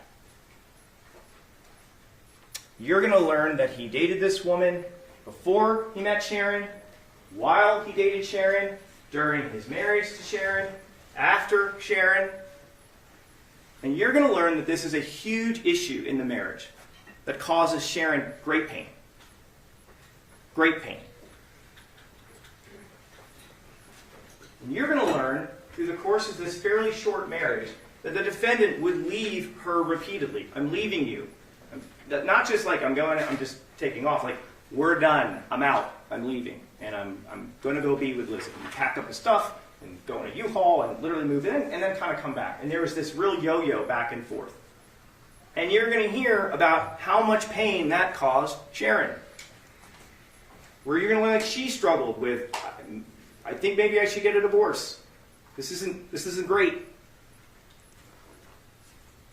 I've always said it's really weird. I go out and fuck another woman, and she forgave me for that at the time that I was going to give Colleen $100 to go to England. She says, if you give her that money, I swear to God, I'll divorce you tomorrow. I mean it. And there was no doubt in my mind she meant it. Her.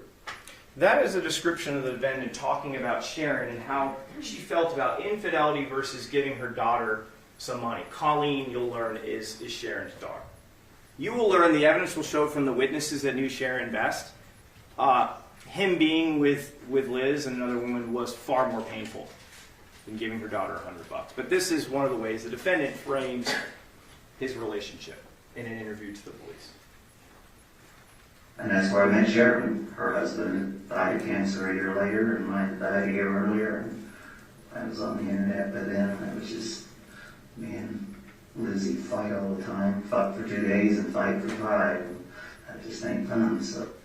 And this is the defendant, how he kind of explains the timing of it, right? He's saying, Sharon had just lost her husband, and then I was kind of dating Lizzie at the time, but his relationship with her is kind of, fuck for 5, or what is it, fuck for 2, fight for 5, whatever it was, So even he's kind of explaining a very similar kind of timeline on this. But in this trial, ladies and gentlemen, you're not just going to hear from Sharon's friends and family. You're going to get to hear from Liz. she's going to confirm, yeah, we were dating during his marriage to Sharon. So I apologize about the typo on that. She will explain that they saw each other regularly. You're going to learn that the defendant, from her end, he was going back and forth. The same kind of yo-yo. She's going to tell you, yeah, that was what was happening. I'm going to be with you. I got to go back. You're going to learn that while he dated Liz, he also took out a $150,000 life insurance policy on her. You're going to learn that 50% was going to go to the defendant, and 50% was going to go to her daughter, Tina. And you're going to learn that's how he pitched it. He was like, I'll pay for everything, but you should have some peace of mind for your daughter, a woman that he's dating. And you're going to hear from Liz's perspective, I'm like, well, it seemed like free money. So I was fine with it. You're going to learn that around February 2008, probably around Valentine's Day, you're going to learn that Liz is kind of tired of the back and forth. And you're going to hear that roughly around that time, she gives the defendant an ultimatum, which is basically, listen, you really just have to choose. Like, you either pick Sharon or pick me, but you really just have to pick one of us. And you're going to hear the defendant attorney, he'll figure things out with how to end it with Sharon. Agendas and motives. And that was something opposing counsel had mentioned during voir dire, and I thought that was kind of something interesting, so I just jotted it down. Because I felt like when you listen to the evidence in this case, it's really applicable to the defendant. Because in this case, the defendant had an agenda and a motive. Problem number 7. Defendant's strange relationship with Michael Miller. You're going to learn that in February of 2008, same month roughly that he is getting an ultimatum from Liz, the defendant just happens to meet Michael Miller.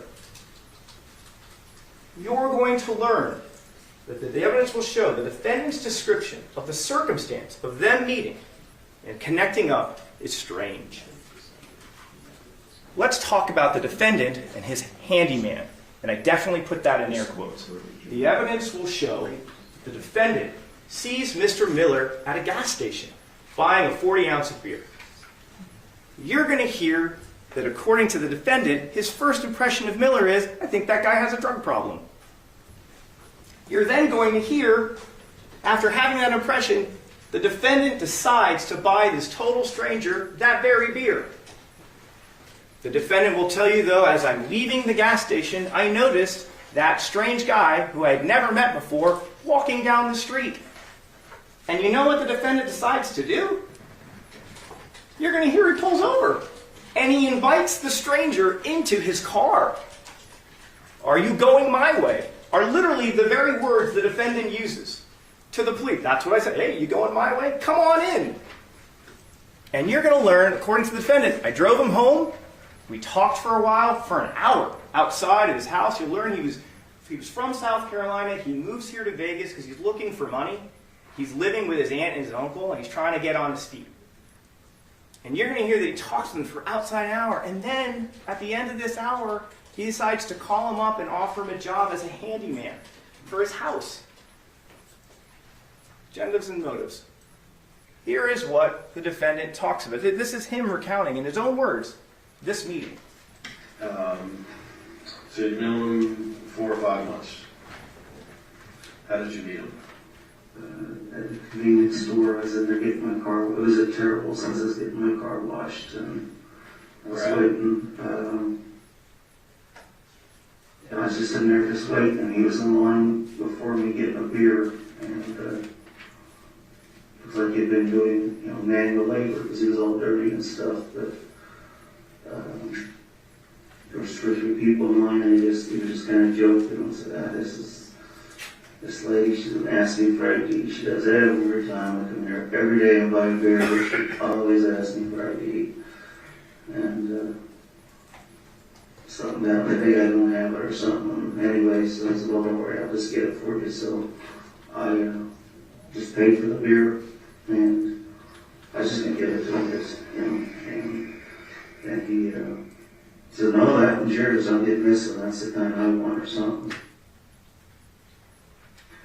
first met him, did you ever have, an inkling that he may have had some kind of drug problem? Well, yeah, obviously he's black and didn't have a job and was buying a 40 ounce or whatever they call them. But just chit chatted there, and he took off, and then I got my car down and I was going toward the house, and I seen him along there, just pulled over and said, "Hey, need a ride?" On my way, and shared her. So I was at it, just popped in and sat over in front of his house the first time for probably an hour and just talked. So do you engage him to come over to the house and do some work for you?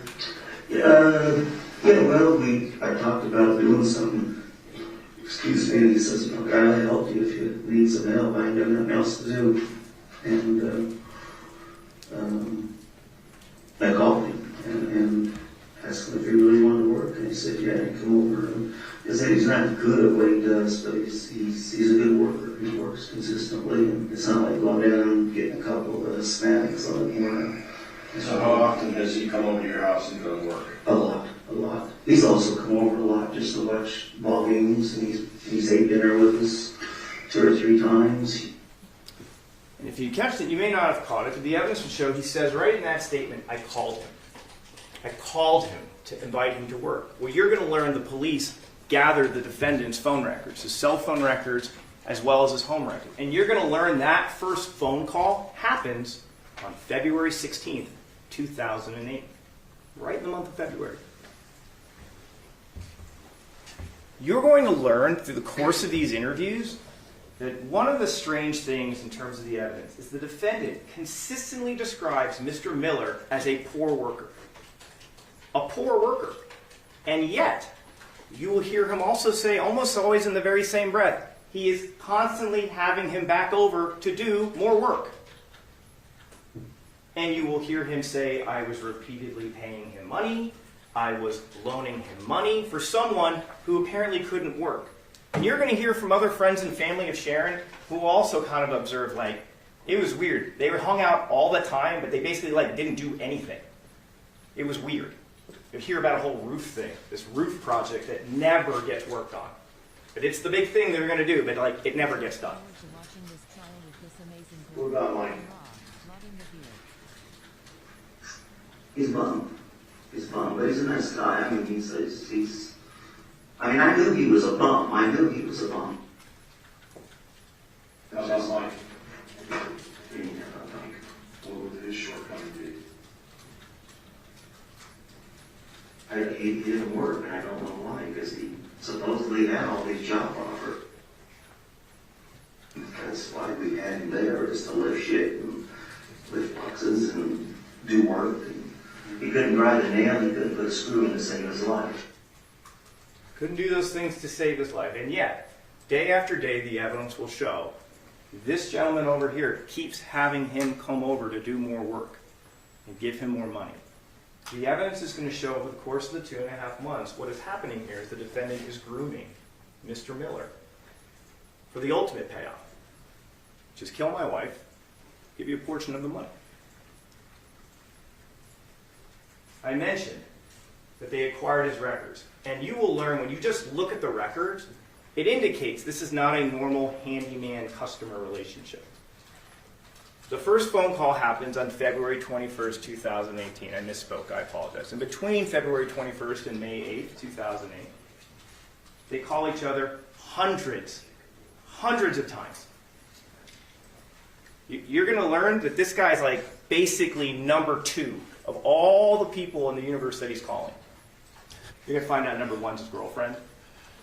But it's a strange thing for someone who's just a handyman.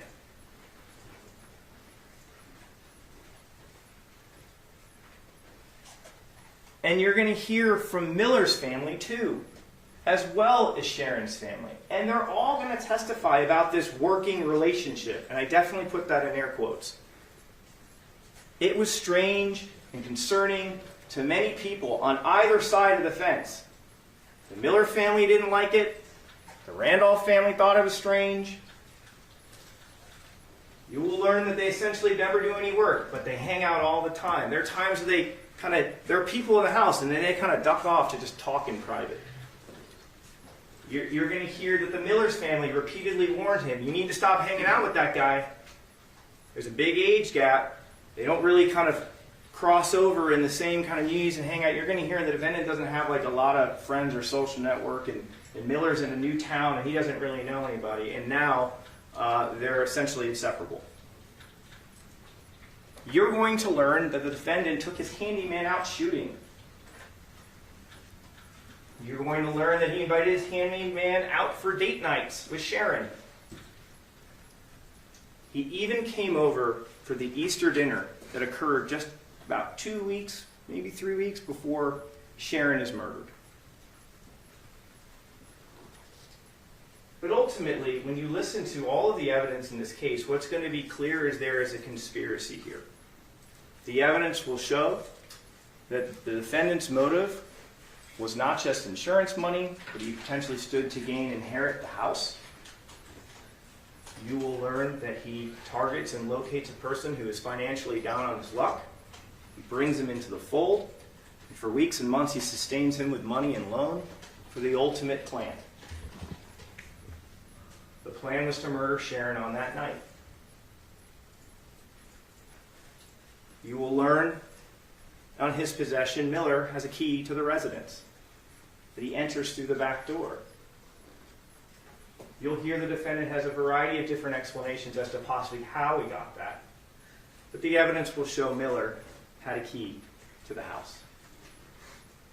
The evidence will show that Miller was lying in wait for Sharon, while the defendant sat outside keeping his hands clean. Sharon walks in and is killed by Mr. Miller. You're going to learn that based on their pace of travel, because they were out of town, Sharon was not in that house the week leading up to her murder and was literally leaving back to Utah.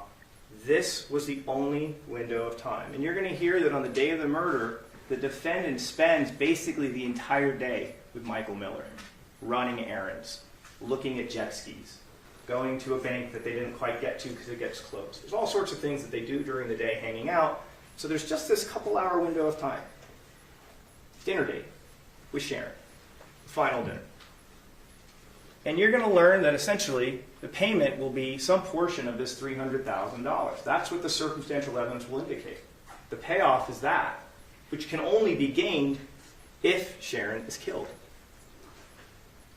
But ultimately you'll learn, you think about agendas and motives, the evidence will show the defendant has one more trick up his sleeve. He kills Miller. The evidence will show that a name gives him a couple of things. The evidence will paint him as a hero, take eyes off of him. The evidence will show that it will give him the entirety of the insurance money, so he doesn't have to share it with anyone. And it also does a third thing. It eliminates all direct witnesses to the conspiracy. As you listen to the evidence in this case, please keep an open mind. But there are things to look out for. As you listen to the evidence, pay close attention to the course of his demeanor through the course of the interviews. They are not the same. Pay close attention about the manner in which the defendant describes and talks about his wife. His body language, his tone, the things that he is doing. And it's not just in his interviews and in the walkthrough. Pay attention to the things he actually says on 911, because you will learn there are inconsistencies in his recollections. Pay close attention. He's not consistent. There are problems at every junction, and we've only highlighted a few. We've got more. You'll hear those later. But at the end of the day, when you listen to all the witnesses, and you hear the law, it will be very, very clear that it is very, very, very hard to plan the perfect murder. And at the end of the day, the defendant's story doesn't add up. And at the conclusion of this trial, we will ask you to find that man guilty for conspiring with Mr. Miller to kill his wife, and then ultimately finding him guilty for that murder as well as the murder of Michael Miller when he double-crosses him. Thank you very much. Wade says thank you very much with 2 crime scene photos on the screen. Okay, and ladies and gentlemen, before we begin, because the defense decided to give an open statement. We will, Your Honor. You have a few minutes to set up. Okay. What we'll do is we'll take a brief break before you start the opening statement. Ladies and gentlemen, we're going to take a brief recess before the defense is opening statement. During this The defendant is there in white, wearing headphones.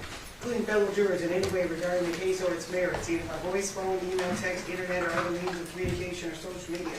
You must not read, watch, listen to news or media accounts or commentary about the case. You must not do any research, such as consulting dictionaries, using the internet, or using reference materials.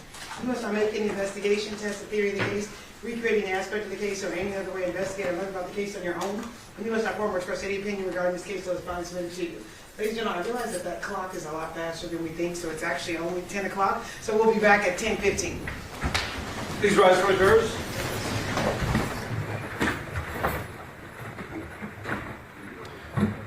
All right, we're doing our best to try to balance out the audio for you guys. We're going to go ahead and cut off this screen to right here. We'll keep an ear to the courthouse, so in case we get any hot mics or anything, we'll get that.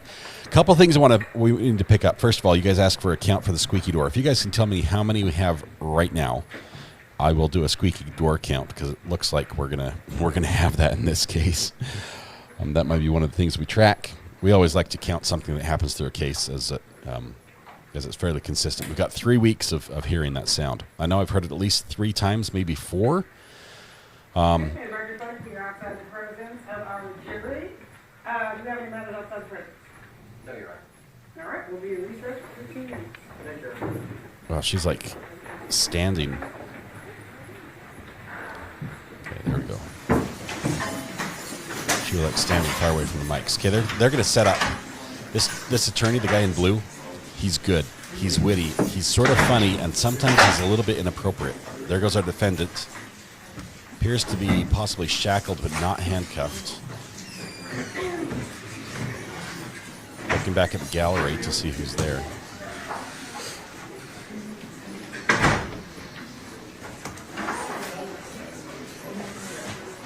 And we get hot mics. Oh man, we've got hot mics.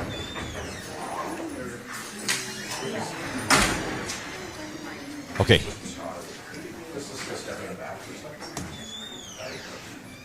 We're going to turn this down. This is just general noise from the courtroom. We want to talk a little bit about these opening statements. Ivy, the colorful buttons are for sound effects. For music, I can actually, I've got like 8 different sets of music, so they change color. It might be like... Is that correct? It might be a sound effect like that. But that's where we are. Okay, here's the next part. Where's this case again? The guy looks lost. The case is in Las Vegas, Nevada. We want to talk a little bit about this open, though. I have never, ever seen PowerPoint used effectively until today. I was today years old when PowerPoint was used effectively in my presence. That was the best use of PowerPoint I've ever seen. Now, I realize it had its flaws. He had his typos in there. He used camel case, where he capitalizes like weird letters throughout. Yeah, so it was a little weird that way, but as far as the flow, the speed, the information, the bullet points, the impact pictures, excellent job on that. Just did a really good job. The judge talks faster than I can hear. We cannot slow her down. This is how she speaks, and it's quick. It's really quick. So we'll see. We'll see how this works. How old is the defendant? 68, 67, 68, something like that. At some point, take up a collection for WD-40 for the mail to each courthouse that is so afflicted with said squeaky door. I think the judge just said try to keep the door shut.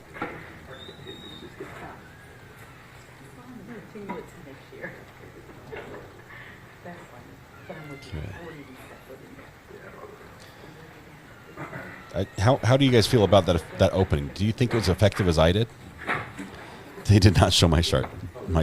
Wow, that was a slip up. Don't clip that.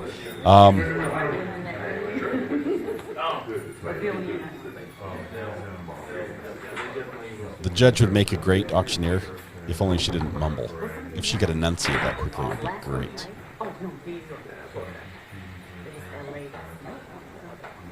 Lots of, we loved the openings. It was great. Yes, yes. Pickles says it was great.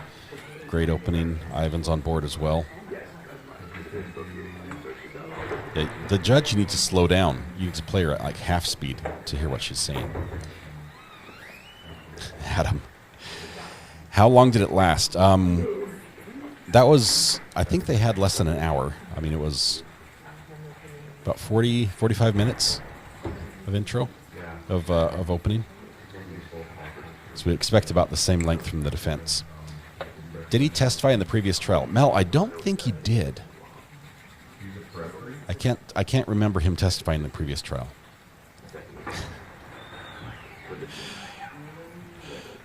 Thank you. This has got to be Mrs. R.A. I did not type that. Or maybe, I don't know. Cachette, can you type as me? I'm not sure. You might be able to.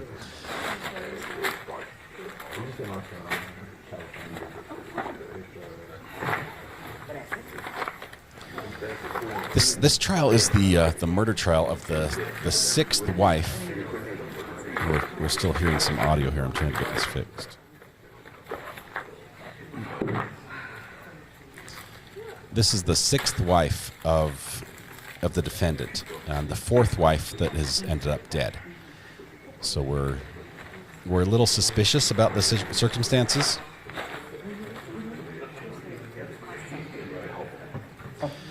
Connie Munster, I don't know how many witnesses for the state. What we do know is in the pretrial hearing, the judge asked this question, and the response was basically everyone from the first trial, plus maybe four or five more.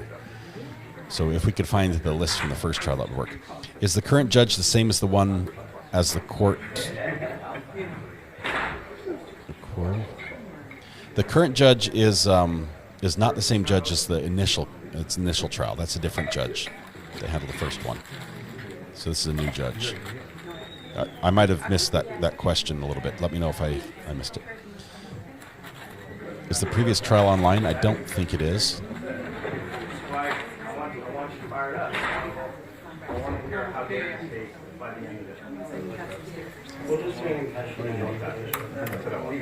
We've got the ambient sound mic that's up, and the main courtroom audio mic is down. That's why we're hearing ambient in the left ear and nothing in the right. I have to mix the audio to get the levels right during the trial, but you'll hear right audio once the court comes back.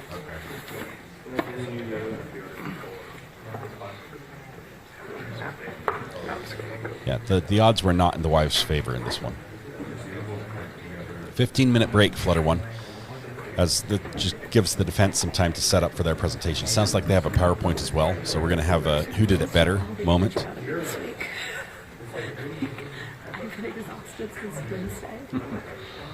Dreamscape, this is a good question. The first time his conviction, it was a death penalty conviction, it was overturned. I know Pam's name, but not the other one. It was overturned because,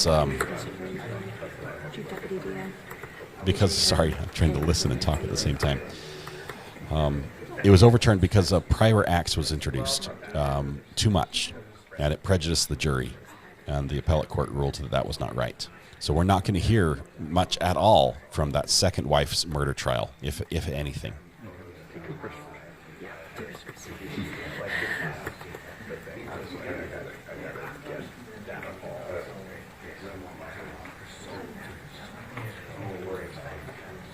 So no death penalty on the table this time around. Just the worst he can get is life in prison. So he's already won, basically, even if he gets convicted.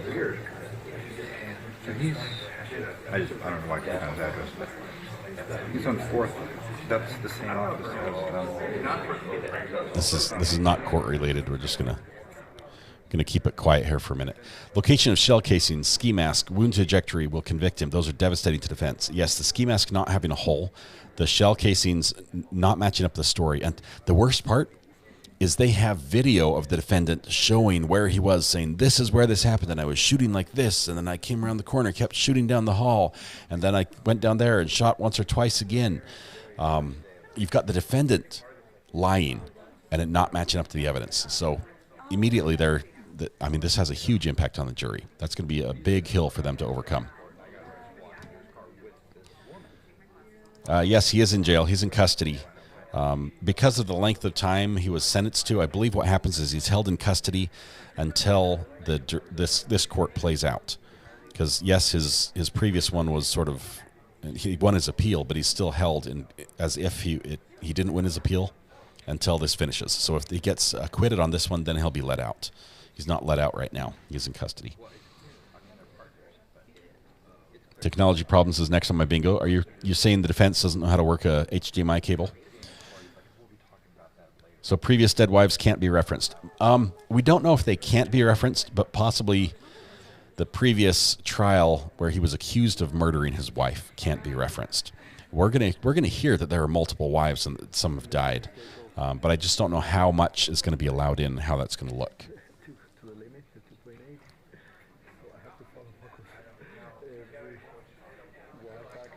Oh, he talks so much. I was wondering why you were doing that, yeah. I had to. Well, yeah, 2.8, yeah. It was like, this was... I'm on 2.8 as well, but from a still photo, it's okay. Yeah. Come on. Perfect. I was going, what is wrong with me? What did I do that for? I shoot everything in 2.8 here in the courtroom. Oh, yes, you must. I just, the only setback is I need to, unfortunately, open up the ISO, so I don't know if it gets grainy. I'm shooting 10,000.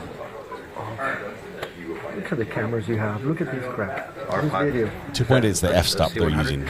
They're talking about ISOs and f-stops. This is a still photographer talking. Even though it's 4K, I don't honestly think it's that great. Between you and I. Well, this is not mine. The video people, the RJ, they all have the C100s. So. Oh, yeah. But, I do video with this as well. But I'm not allowed to do video because you're the pool video. So. I see. I'm the pool still, so I'm required to give you the photos. Just and then look, feel this. There's nothing I can do to loosen it up, make it better. Nothing. Look, it's just. That does look like a pretty cheap one. Smaller those shots.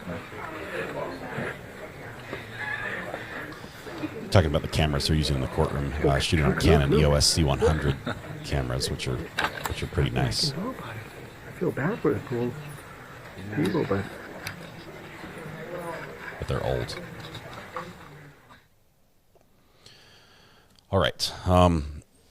As we wait for the court to come back here, they are camera people, and they're talking about camera stuff. I would feel right at home in that conversation. Okay. Starts talking about their marital problems. No. This is not opposing counsel. These are the photographers. The photographer and the videographer talking to each other.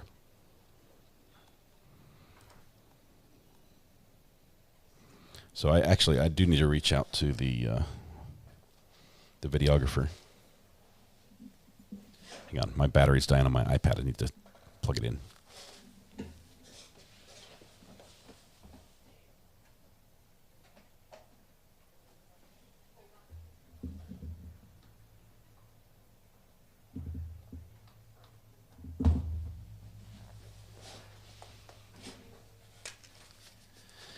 And we're back. I heard 2.8 and went to the photographers. Yes, 2.8. This is the f-stop. I'm actually shooting like this video straight on is, I think I'm a 1.4. So I've got it wide open. That gives me a much narrower depth of field, the focus range. That's why I can move back and be out of focus and move in and be out of focus. And then right here, it's like crystal clear. That's what they're talking about. Okay. No Zoe today. Zoe's actually closer to this trial than we are right now. She's on vacation.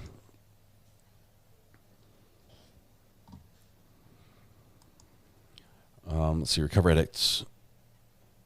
Sure about the instrumental being the Eagles? I have Fleetwood Mac earworm ever since, and I don't even know the words. I think so. I think it is. Let's check.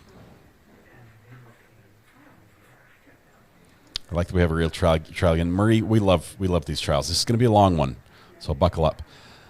So the F and f-stop is for focus. The f-stop has to do with the iris of the lens. Imagine like the iris of your eye, how wide it is, controls how much light is let into the picture. The more light that's let in, the more precise the focus has to be and have everything appear sharp and in focus. If you have it very narrow, then everything looks focused and it's sort of a flat picture. But the wider it is, the more precise you have to be in your focus. And it's also, I think it's more artistic that way.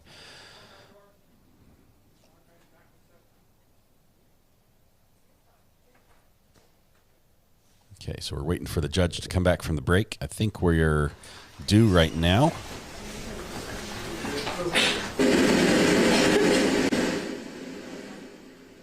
Oh, they've got a white noise machine. That's handy.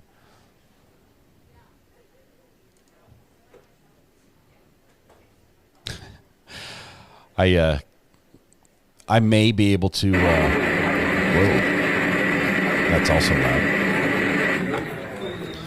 I may be able to fix, like the backstop adjustment on the camera lens remotely. Walk somebody through it. The back focus. Sorry, it said backstop. Back focus is when you zoom in, you focus on something, and you zoom out, and it's out of focus. It should stay the same. The back focus is adjusted to keep those two the same. Yes, we're ready, Your Honor. Sorry, we're just talking about cameras. Yes, Your Honor. Okay, sorry. Yes, Your Honor.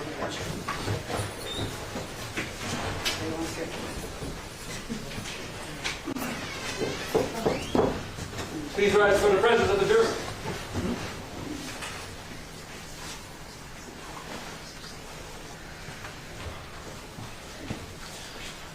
I priced sand scoops as well because mine was stolen. Okay, how many door squeaks do we have? Do we have a number we can decide on? There's another.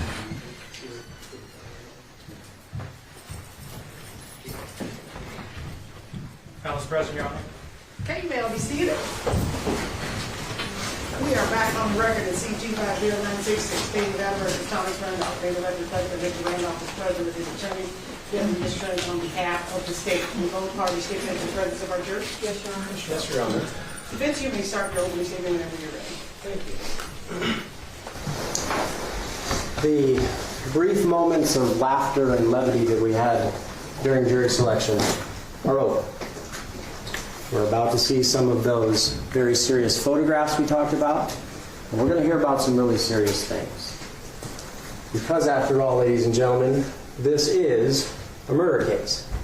And make no mistake, you're going to hear evidence about a murder.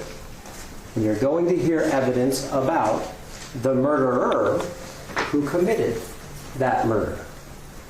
You will hear convincing, overwhelming, uncontroverted evidence about the man who committed that murder, about who he murdered, and why he did it. We're going to learn that on May 8th of 2008, that man, that murderer, entered the home of a married couple, husband and wife. And he did so with the intent to steal their earthly possessions. And when the wife, in that husband and wife relationship, came home just a little bit too early and surprised him in the act, that man, that murderer, took a .38 caliber revolver loaded with high velocity plus P rounds, and he leveled it directly at her unknowing, unwitting, unaware head. And then he pulled the trigger, and he buried a bullet into that woman's skull. That's a little too much to show. That, ladies and gentlemen, is what you will hear during this trial. Super graphic. But that man, that murderer, is not Thomas Randolph. That man, that murderer, won't be in this courtroom. you will hear evidence about the man, the murderer, that committed that unthinkable, unbelievable, unfathomable act. That man, ladies and gentlemen, is Mike Miller.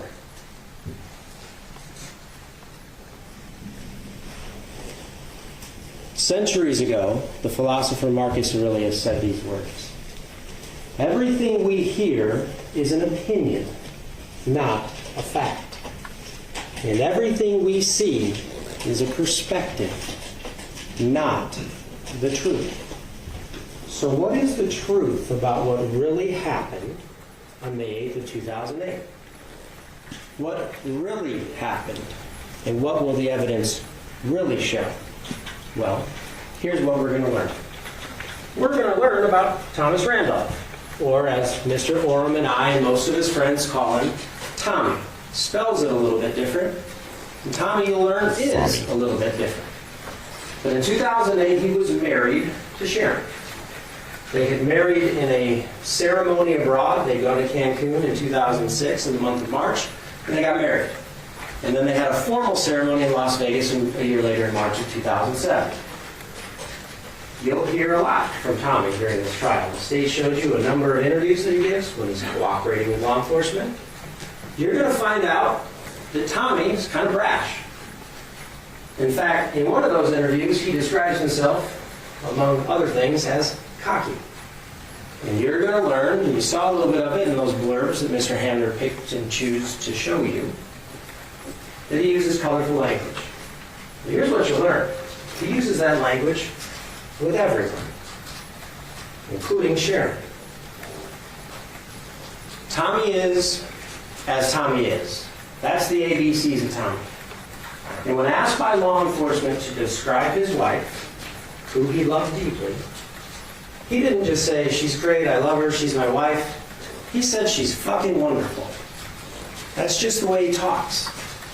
And it's important to know that because he talks that way the same to law enforcement as he does to his friends and his family and his wife in their own personal relationship. On May 8th of 2008, they were scheduled to have a date night. And despite the way the state would describe this as a very tumultuous relationship, you'll learn they had their ups and downs.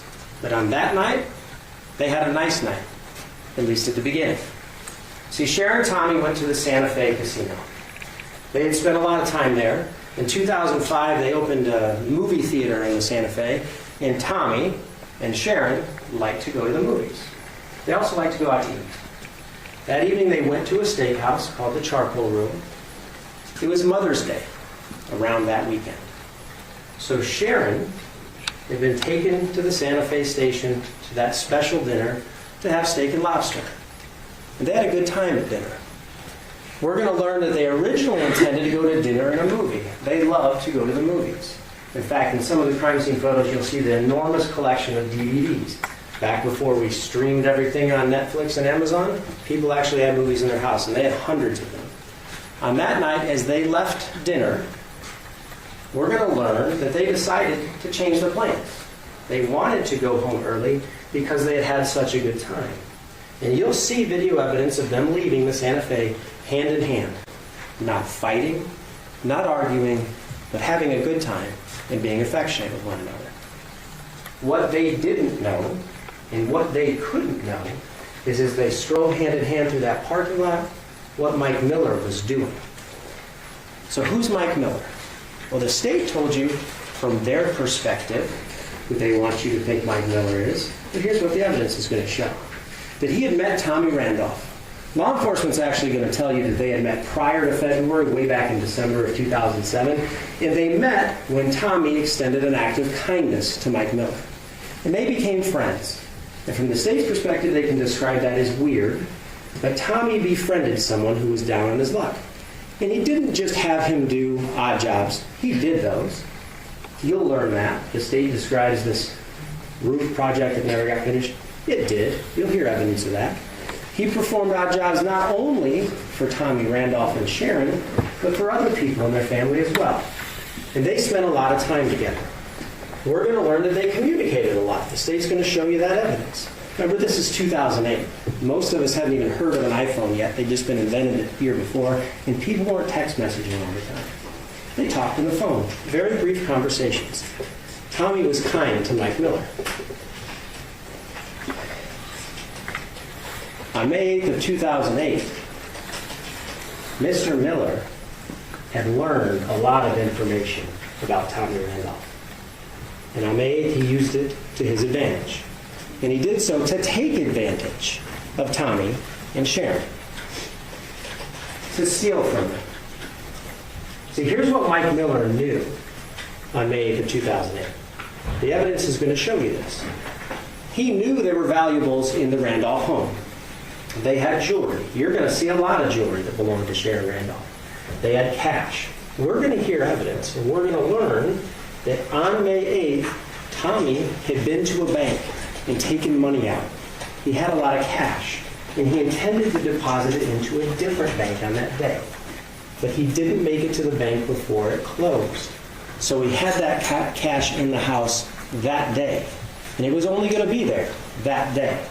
You're going to learn, we're going to see a lot of photographs, that there was prescription medication. Mr. Randolph has a number of physical ailments. You'll see evidence of it. You'll see him in the courtroom as he moves. You'll see him on the video as he moves. He has a lot of physical pain, and he was prescribed a number of medications that to him are necessary for his health, but to Michael Miller are valuable to sell on the street. We'll also learn that there were guns in that house, some that belonged to Tommy and some that belonged to Sharon. But we're going to learn that Michael Miller knew exactly where all of those valuables were kept, because he had been invited into that home. And he knew on that evening that Tommy and Sharon would be out of the house. See, he was with Tommy when he was discussing his date night plans. He knew that they were going to go to dinner and a movie. He'd heard all about it. Tommy had dropped him off right before he went home to pick up Sharon. So that was Mike Miller's motive that night, to take what didn't belong to him. And the timing was it had to be that night. Because he knows Tommy's late to pick up Sharon, and he knows they're going to be out for several hours at dinner and a movie. It doesn't take a rocket scientist to know he's got a stretch of time to get in the house, get what he wants, and get out. So Mike Miller's dropped off by Tommy. He makes his way back to the Randolph home, knowing they won't be home, and he gets inside. As I mentioned, Tommy and Sharon decide to come home early. They decided to skip the movie. And we're going to learn exactly why that was. See, in everybody's personal life, when they have a significant other, there are times when those people desire to be alone and intimate, and they probably talk in a way that you wouldn't talk in front of other people. We're going to hear evidence that that night, Tommy and Sharon were going home to be alone, to be intimate together. And we're going to hear it described in the unique way that Tommy and Sharon talked. That means what curse they words. didn't know is what would happen when they got there. So they pulled into the driveway. This is a photograph obviously taken after the homicides. There's crime scene tape up, but you can see the cars as they're parked in the garage. Tommy's car on the left, and Sharon's SUV on the right. You can see that in that garage, there's not a lot of extra space. So as Tommy desired to pull in, he had to, as many of us probably do, let Sharon out in the driveway. She walked inside. You can see that there wouldn't be room for Sharon to get out on the side if he hadn't done that. So he pulls in the garage. And then he walks inside the house. This is where the events happen that cause us to be in this courtroom. There's going to be a graphic image coming up, just as a warning. What we're going to learn is that when Thomas Randolph opens the door, we're going to learn that it's after a few minutes.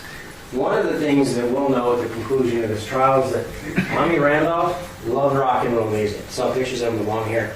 Almost always had really long hair. Loved 70s rock music, listened to it all the time. In fact, some of the most memorable dates that Sharon and Tommy had were going to rock concerts. He pulled the car in and he listened to a song finish on the radio. And then he walked inside. As he opened the door, he sees Sharon lying at the end of that hallway. He calls out to her. At first, he thinks she's fallen, and he props the door open. As he walks inside, it dawns on him that she's actually hurt. She's not moving. And he sees something at the far end of the hallway. He's scared. Tommy has a firearm in the house. To the left, there's a bedroom. There's a closet. And he keeps a handgun, a small handgun, with some magazines in there. He calls them clips. And he takes those, and he waits for a second. And as he goes to look out, there's a confrontation in the hallway. It happens very quickly. He runs into someone, and you'll see him describe it on video. You'll see him try to remember exact details of things that would be impossible for anyone to remember in that situation. He describes physically running into each other, and in fact, Tommy's lip is cut. And he reports that to law enforcement later that night. There's some space made, and make no mistake about it, at some point, Tommy Randolph shoots that gun at the intruder who has murdered his wife in a brutal fashion in their own home. He follows him towards the door, and he shoots. He doesn't know how many times he shoots. Most people in that situation don't, as we'll learn during this trial. Until the intruder falls just outside the door. At some point, when they collide, the mask that the intruder is wearing is pushed up so that he can't see. And as we'll learn, by the time he gets outside, that mask is off. We're going to know what happens after that because we're going to hear evidence during this trial. Eventually, Mr. Randolph comes back inside and he looks for a telephone. He wants to call 911. Some of the younger folks in this jury panel might not realize this, but there was a time that everyone had a phone in their house. He goes to get his his house phone, and he picks it up. At the time, there was a subscriber by the name of Vine, some of you may remember. That service was kind of the gap between old school landlines and the cell phones we use today. And sometimes that service would go out. Tommy picks up the phone and he dials 911. There's nothing there. He tries again. He begins to look for his wife's cell phone, continuing to dial 911. The third or fourth time he tries, the phone rings. And you're going to hear that phone call during this trial. And you're going to find that as Tommy attempts to perform CPR on his wife, it's a lost cause. That is a brutal injury that Mike Miller inflicted on her. And there's no coming back from it. But he tries. And there on her legs, when law enforcement arrives, is that telephone. And you'll be able to see the 911 that he had dialed and the inadvertent pressing during that process of the number 4. That's what gets law enforcement to the house. What's interesting is the state points out this inconsistency that he said he didn't hear, or that he didn't know that there had been shooting in the house when he walked inside because he didn't hear anything, but then on the 911 call he says shots. He does say that. He says, all I hear is shots.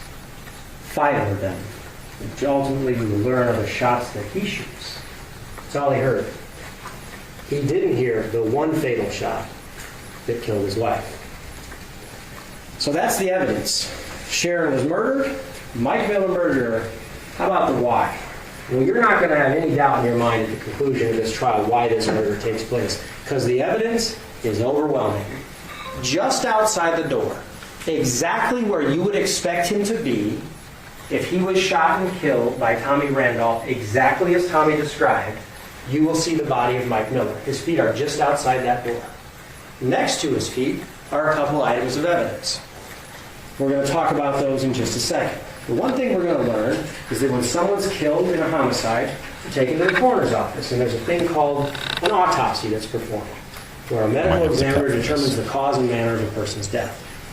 When that's done, their clothing is removed and inventoried. And you'll see what Mike Miller was wearing on May 8th.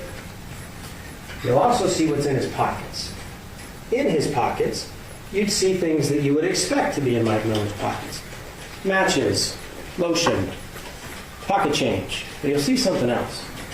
In his left front jeans pocket is a ring, a lady's ring. It's called an eternity ring with channel set diamonds. It ain't his, but you'll know exactly where it came from. In his back pocket on the left-hand side is his wallet. In that wallet, you see things that you would expect to see. His ID, his social security card, membership cards with his name on them. But you'll also see something that you wouldn't expect to see. There's an ID in his pocket under the name, same first name, Michael. But it doesn't take a genius to see that's not Mike Miller. You'll also see in his pocket, bearing the same name of Michael Hogue on the driver's license, a Golden State Advantage card. You will learn during this trial that that's an EBT card, a food stamp card, ironically titled Golden State Advantage, in the pocket of the person who was taking advantage of the Randolphs. We'll also learn something very interesting that will be telling about exactly what transpired in this case. As he lays on that garage floor, no longer with us, Mike Miller is still telling us what he was doing there. Because on his body are gloves. In May, in Las Vegas, you do not need to wear gloves unless you're working in the garden. Mike Miller was attempting to take home a bountiful harvest that night, but it wasn't flowers and it wasn't vegetables. He's wearing gloves in that house for a reason. And I want you to pay attention to something else in this photograph. If you look just above the right hand of Mike Miller, you'll see something on his wrist. We're going to learn during this trial what that is. And you'll find out that that's something that's used by emergency medical responders as they're there trying to resuscitate him. That'll be important in this case, as will those gloves. Because we'll know at the conclusion of this trial exactly where those gloves came from and exactly why they're on his hands. We're also going to hear about this ski mask that the state brought up in their opening statement. It's going to be crucially important in this case, not for the reasons that Mr. Hammer told you. This ski mask is an unusual one. First of all, there aren't a lot of ski masks in Las Vegas, but this one has something rather unique about it. It has an exceptionally large mouth opening. So when you see it in evidence during this trial, you'll see it's been sewn shut with something that resembles fishing line. That's going to be important because at the conclusion of this trial, we're going to know why Mike Miller had that, and we're going to know exactly what that mask was for. Now let's get back to this evidence I mentioned at his feet. There's two bags. One is like a plastic grocery-style bag. The other is also made from plastic, but it almost appears like a black-colored fabric. Those are both grocery bags from the biggest retail store in the world, Walmart. Walmart. Bingo. Inside and around those grocery bags is the answer to the question of why Mike Miller was there. Because you'll see in those bags and strewn about them after he had fallen to the ground trying to escape, after killing Sharon Randolph, all of Sharon Randolph's jewelry stuffed into those bags and in and around them where they had fallen to the ground as he lay there dying. Inside those bags, law enforcement does a search and they pull out not a little bit, but a lot of it of jewelry. Lots of it. They spread it out and they photograph it. The state would have you believe during this trial that this is what the detectives refer to as cosmetic jewelry. Or fake.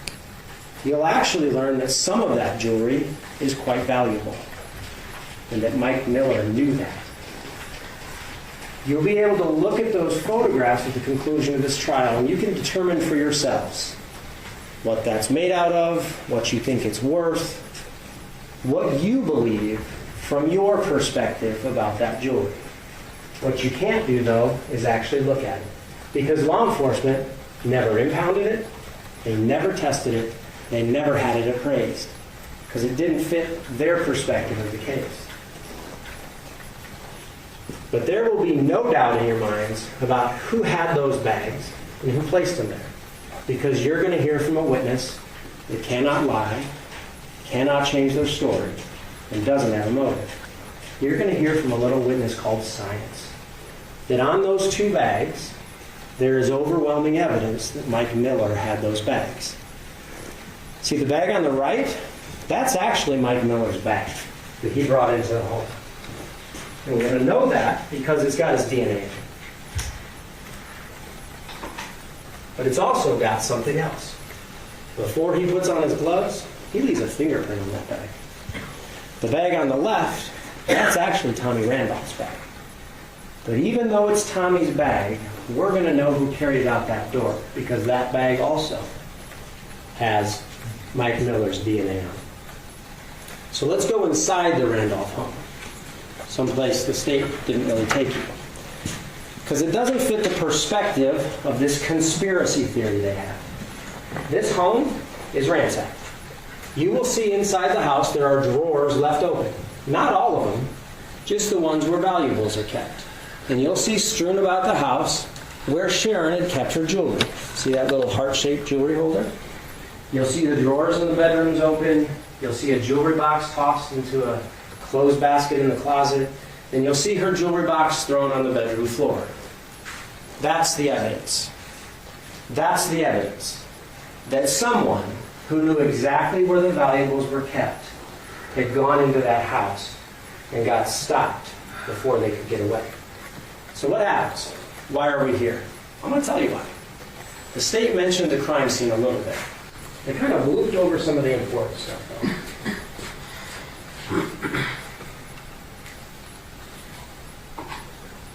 This is the scene.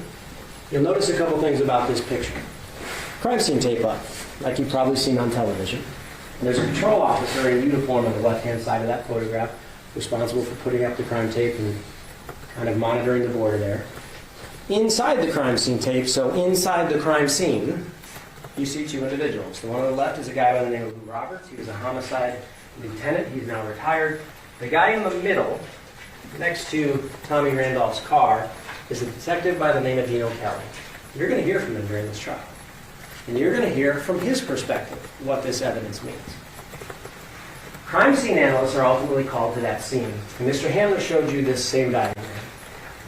Here's what is on the diagram, and then I'm going to talk to you about.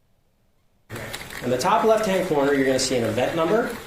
That's the number that the LVMPD assigns to this particular call. You're going to see the date, the address where it occurred, 6517 Rancho Santa Fe. You're going to see the personnel number. That's the initials and the ID number of the crime scene analyst who prepared this diagram. And you'll see the names of the 2 decedents, Sharon Randolph and Mike Miller. In the middle of this diagram, well, let me just start here. The purpose of the diagram, you will learn, is to document, collect, and preserve accurately what happens in a crime scene. Why? Because we can't come into court and make representations about it unless we know exactly where things were and how they were found. In this particular case, there were 3 crime scene analysts that were called. One is a woman by the name of Chelsea Collins. She's a crime scene analyst in the top there at number 1 on the left. I don't know if she'll be called during this trial. The second one is a crime scene analyst, senior crime scene analyst, That's how he by spells the it, name Ellie. of Jeff Smith. I expect that the state will call him during this trial. The third one is a crime scene analyst supervisor by the name of Gary Reed. The state will not call him during this trial. On this diagram created by Ms. Collins, you will see what we call a legend. It's a numeric listing of everything of importance that's in that scene. It's not just the bodies that Mr. Hamner showed you, but it's also the evidence. We should not have an expectation, ladies and gentlemen, that crime scene analysts will be perfect. But in cases like this, we should have an expectation that crime scene analysts can at least count to 10. If you count the numbered items in that diagram, you will see 1, 2, 3 cartridge cases. That's going to be important. You'll see a receipt from their dinner, a knife on the kitchen table, not 1 but 2 bullets. Remember, the state told you they found 4 in the garage. You'll see the mask and a hat. You'll notice that nowhere on the diagram and not within the legend are the numbers 10, 11, 12, and 13. That's going to be important.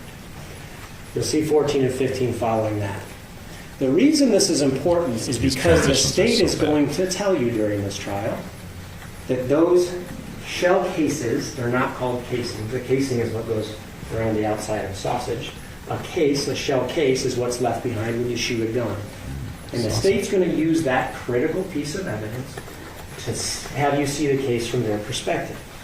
You'll see there's one shell case, two shell case, third shell case directly in front of the door.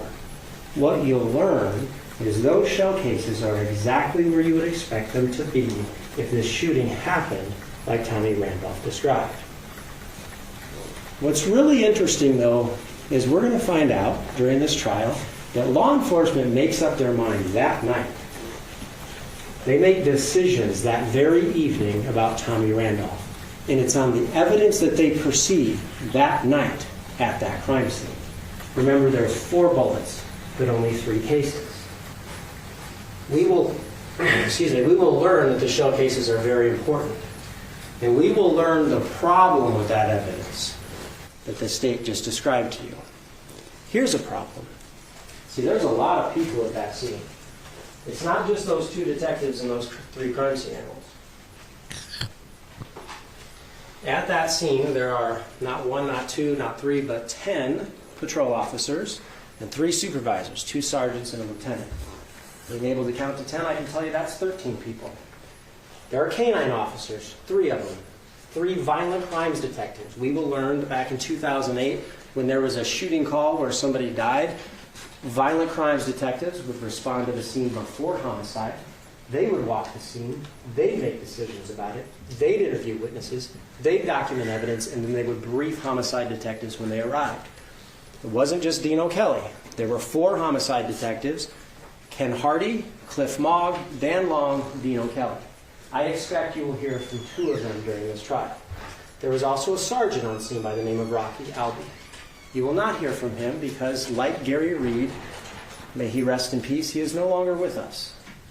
And Lieutenant Lou Roberts, who I mentioned a moment ago. There were the 3 crime scene analysts in and around the crime scene. There were also coroner's investigators. We'll hear evidence about that. Mortuary personnel, and then those first responders, paramedics, who are directly in the middle of that crime scene attempting to perform life-saving techniques. Right in that crime scene. 3 of them. We're also going to hear evidence about guns. This piece of evidence is going to be absolutely critical for you to understand what happened and how it happened, just like Tommy Randolph described it. When law enforcement shows up, they're going to see folded down in one of the bedrooms. It looks like almost a little drawer. But when you flip it up, you realize it's a clock. But the purpose of that clock isn't just to tell time. It's also a place to keep a firearm. It's a gun safe compartment. And you'll know that because you'll see photographs during trial. It says set gun upside down in the tray. When law enforcement arrives, it's actually flipped down. It's open. When they flip it back up to take photos of it, you'll notice it'll be easier to see in the actual photographs, but if you look on that wall directly around the clock, you're going to see a different color of paint. That's going to be important to you. Because you see, Mike Miller was aware that that room needed to be repainted because he was the handyman for the Randolphs. And he knew what was kept in that clock. That's going to be important for your consideration. Let's talk about guns. It's not just one. There's 3 guns recovered at the scene. One of them is going to be the gun Tommy used to save his own life and to take Mike Miller's. It's kind of an unusual gun. It's called a 9mm Macaron. That's the caliber of the gun, not the make and model. Most of us have probably heard of a 9mm. It's a very common cartridge. That cartridge is a 9x19. This is a different type of caliber. It's a slightly more, well, it's shorter.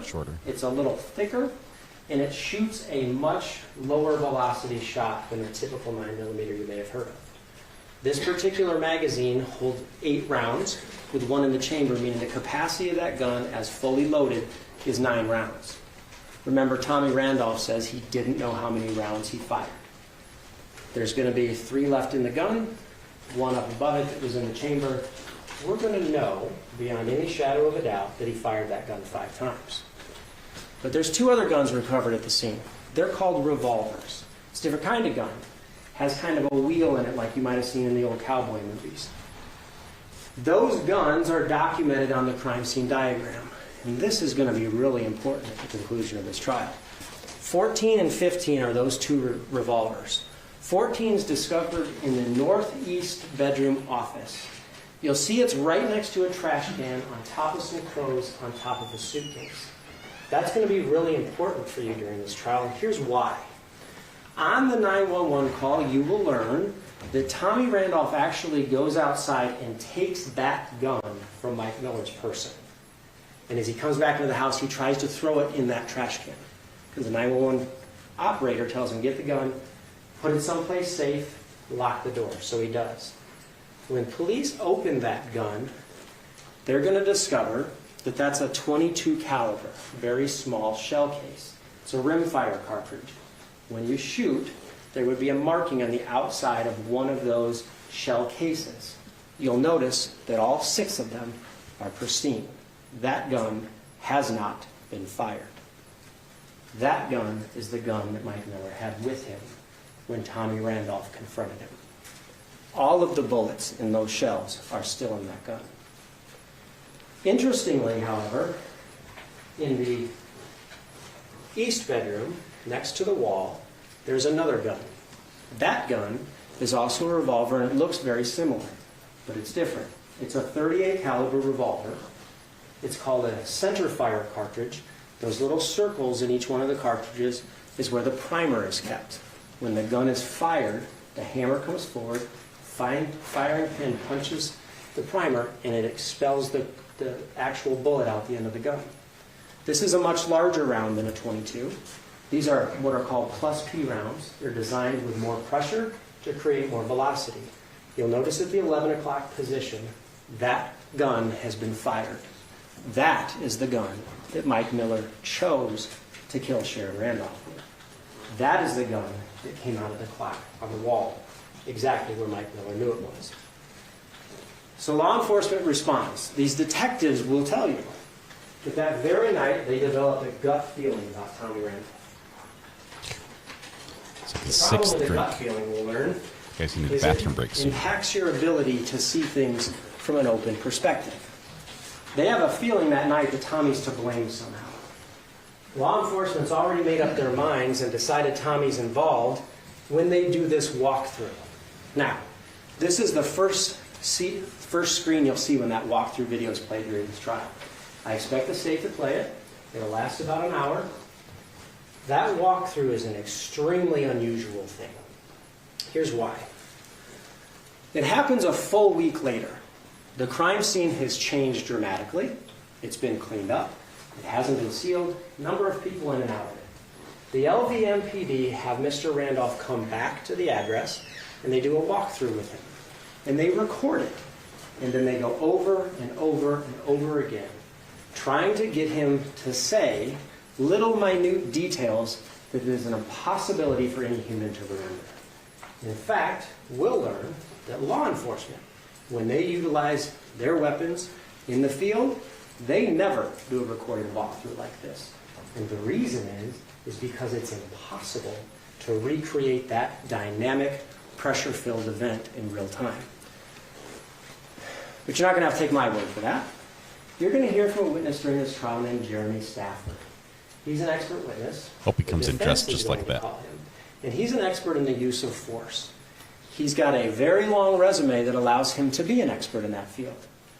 He was a United States Marine Corps veteran, and in fact, you'll learn that he was awarded the Bronze Star for valor in battle in a situation where he had to utilize his own weapon to save his life and the life of others. What'll be interesting about that is he's going to talk to you about the science behind what happens to the body and mind when you're put in that situation.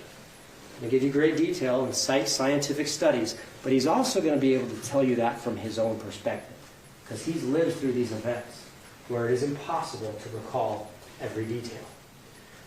He also worked for the LAPD, retired from there. He was their firearms subject matter expert for the whole LAPD, and he is the handgun editor for the largest magazine in the world dealing with firearms, Guns and Ammo Magazine, and he's the host of the Best Defense on the Outdoor Network. He is an expert, and he will be critical to your evaluation of the evidence in this case. But Tommy Randolph, on that walkthrough video, attempts to cooperate.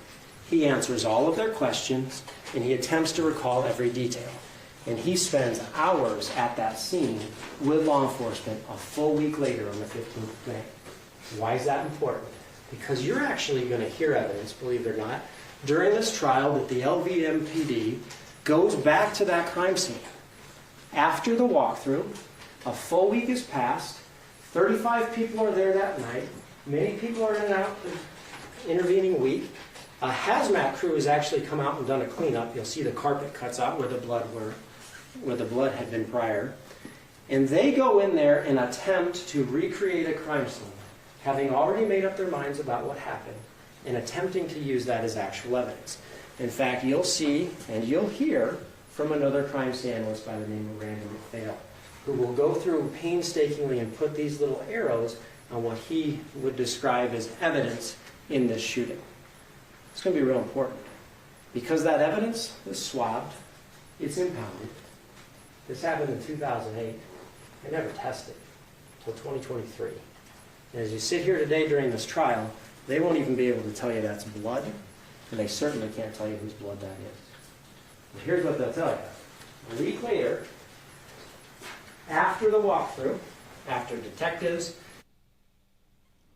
and 100 other people have been through that scene, they walk it again. They're in a clean garage without the body of Mike Miller. Rocky Albee, the sergeant who can't testify, goes into that garage and he finds 2 additional shell cases. See, law enforcement in the state will attempt to tell you during this trial from their perspective what all this evidence means. But there's actually going to be evidence that we don't know how it got there, when it got there, or how it has any relation to the shooting whatsoever. That's the problem with the physical evidence in this case. State also talked to you about a timeline. And I tell you that's one of the big problems in Tommy Randolph's case. Law enforcement's decided Tommy's responsible, so they take pieces of evidence or their interpretation of evidence to establish a timeline based on their perspective. And they do it, as Mr. Hamler told you, with one perspective of a video. That Funny's gas station video. They tell you a specific time that car leaves a pump. I want you to pay attention during trial, because you're going to see on that video an entirely different perspective that tells you that their timeline is inaccurate. They're going to give you an estimate of driving time, while not including certain facts that you're going to have to know when you make this important consideration. They're going to talk to you about Mark Bartlett. His testimony is going to be critically important in this case, but not for the reasons Mr. Hamler told you. He's going to tell you things that are going to let you know beyond any shadow of a doubt that that timeline you mentioned is wrong, and that 911 call. They're going to talk to you about things on that 911 call and ignore others. A different perspective that's going to let you know beyond any shadow of a doubt that timeline is inaccurate. As Mr. Hamler says, there's a problem. There's a problem with the state's timeline, and it's the actual evidence that you're going to hear during this trial. I tell you, there's a problem with the relationship that Tommy had with Mike Miller. There is. They've gotten large parts of that story wrong from gossip from third parties and in ways that we will be able to demonstrate to you are completely inaccurate. And life insurance. They're going to tell you that's the motive for Tommy Randolph to commit this crime. There's a problem. Tommy Randolph did not and could not ever take out a life insurance policy on someone else. You can't do that. The person that's insured has to take out the policy. And you'll see that it was Sharon Randolph who got life insurance, that urinated in a cup, that gave blood samples, that signed contracts, life insurance on her life. There's a problem with that theory from the state. It's the evidence. See, here's the deal, ladies and gentlemen. This case really is about perspective. The state will call witnesses and they will present evidence to show you their perspective. That there is one murderer in this trial and that there are two victims. The state would have you believe that Mike Miller is a victim along with Sharon Randolph. The problem with that, ladies and gentlemen, is the actual evidence. And when you look at the case, when you've seen the evidence, when you've heard the evidence, and you look at it from the perspective of that evidence, you will know there is but one murderer. His name's Mike Miller, and there's actually two victims. Mike Miller victimized Tommy Randolph. When he entered his home, he took his possessions, and he took his wife from him. Mike Miller murdered Sharon Randolph, and he did it in cold blood.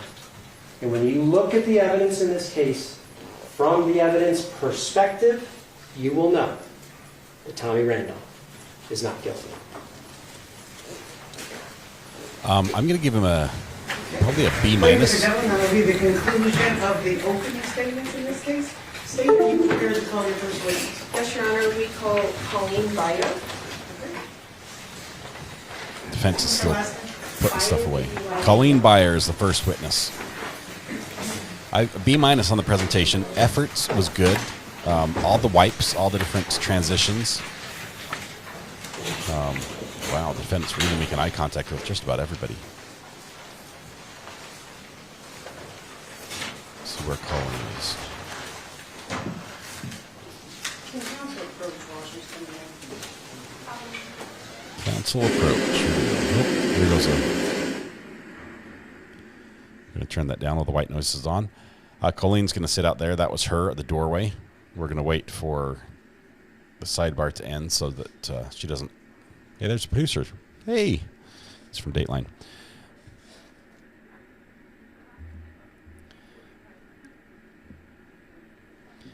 That was Dan Slepian. If you like the Dateline videos that we watched the other day, he's the one that made them.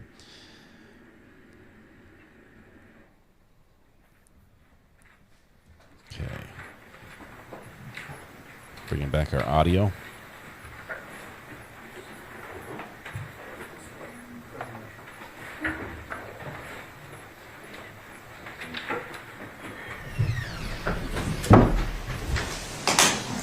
You could just remain standing and raise your right hand. You do solemnly swear the testimony you're about to give in this action will be the truth, the whole truth, and nothing but the truth, so help you God? Yes. Thank you. Please be seated.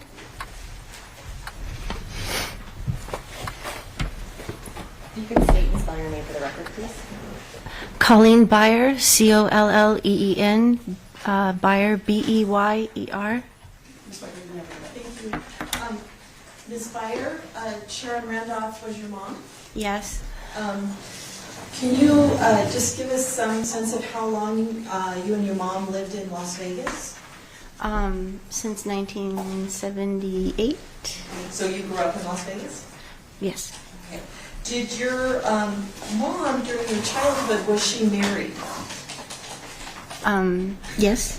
Who was she married to? Philippe Cassé. Philippe Cassé. Cassé? And then is that spelled, well, actually, you tell me. How is that spelled? Causse. It's French. Do you know how long her marriage to Philippe was? They were married in August of 79, and he passed away in June of 05. So a number of years. Was he your biological dad? No. Did you kind of consider him, though, your father figure? Yes. You said he died in about June of 2005? Yes. During the time they were married, did they have a residence on Rancho Santa Fe Drive? Yes. Was that the house you grew up in, or is that a house they got later? That's a house they got later. Okay. In 2005, though, and prior to that, they were living at that house? Yes. Okay. And after he died, did your mom stay in the house? Yes, she came back to the house when he died. Okay. And that house, did it belong to her sort of after his death? Yes. Are you aware of whether or not your mom inherited any money as a result of his death? 100,000 life insurance and possibly a 401k. Okay. So she would have gotten that money around June of 2005 or maybe into July of 2005? Yes. Okay. In the time period of June, July 2005, shortly after your stepdad's death, were you and your mom close? After my father's death? Right. No, not at that time. Okay. Did there come a point in time when you and your mom rekindled your relationship? Yes. When was that approximately? January of 06. Okay. And when you rekindle the relationship, did you become aware of a relationship that your mom was in? Yes. And who was the person she was involved with in January of 2006? Thomas Randolph. And do you see him in the courtroom today? Yes. Could you point to him and describe what he's wearing today? He's right there. He's wearing a white shirt. Your Honor, may the record reflect the witness has identified the defendant? You can see the disdain in her So, face. you meet Mr. Randolph sometime in January of 2006. Yes. At that time, was he living in the house with your mom? Yes. And during that time period, were you pregnant, or you were living away with your own family, right? Yes, I was pregnant. You were pregnant, but did you already have another child? I had Nicholas. Okay. And you were married, living obviously separate from your mom. Right. Okay. So in January 2006, so about 6 months after, well, maybe a little more, 7 months after your stepdad dies, Mr. Randolph's living at the house with your mom on Rancho Santa Fe Drive. Yes. Do you know how it is that they met?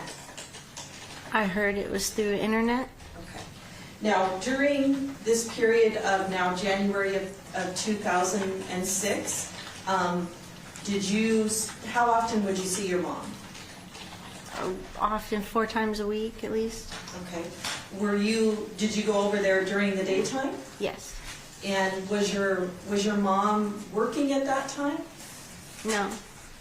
What had she done to make a living prior to that? Beautician. Beautician, like hairstylist? Yes. Okay. And at some point she retires from that? Yes. Do you remember when that was? No. That's okay. So you go over, I think you said 3 or 4 times a week? Yes. And is that to just spend time with your mom? Yes. You guys would talk and just sort of spend the day together sometimes? Go shopping, yes. Okay.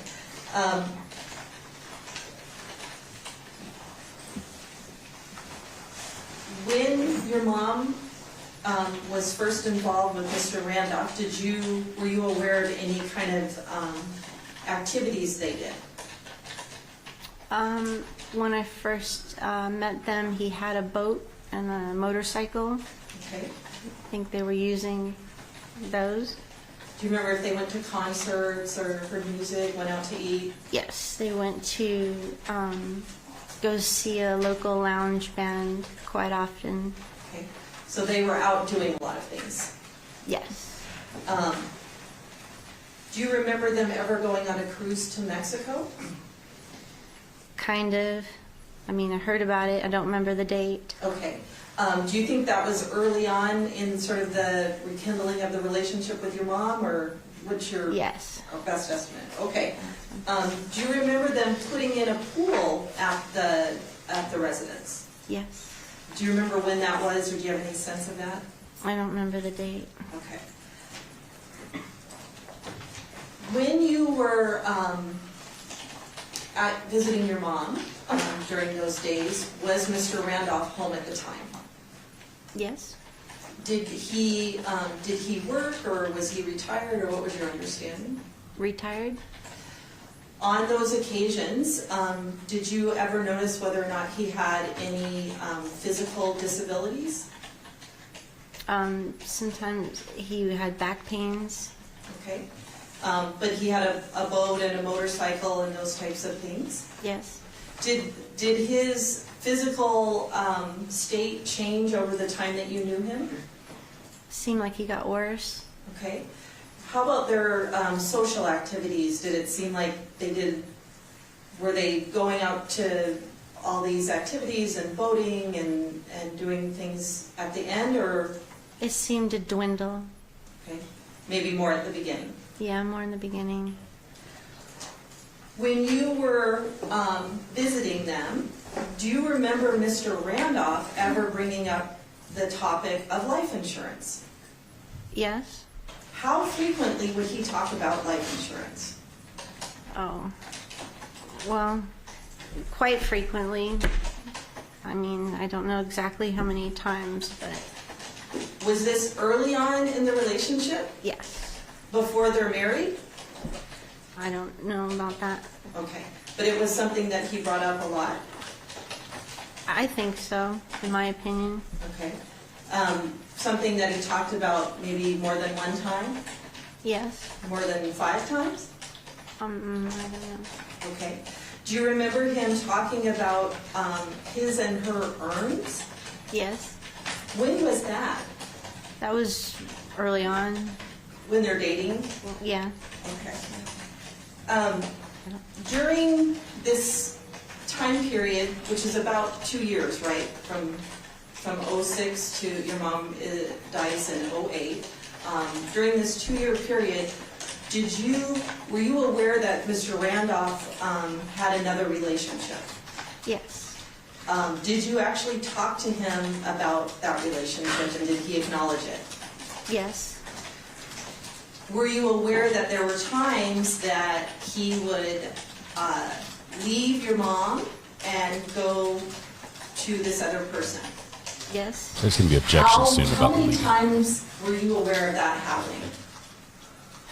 I can't give an exact number, but I would say more than 5. Okay. And does that mean like, hey, I'm leaving for the weekend, or did he like pack up all of his stuff?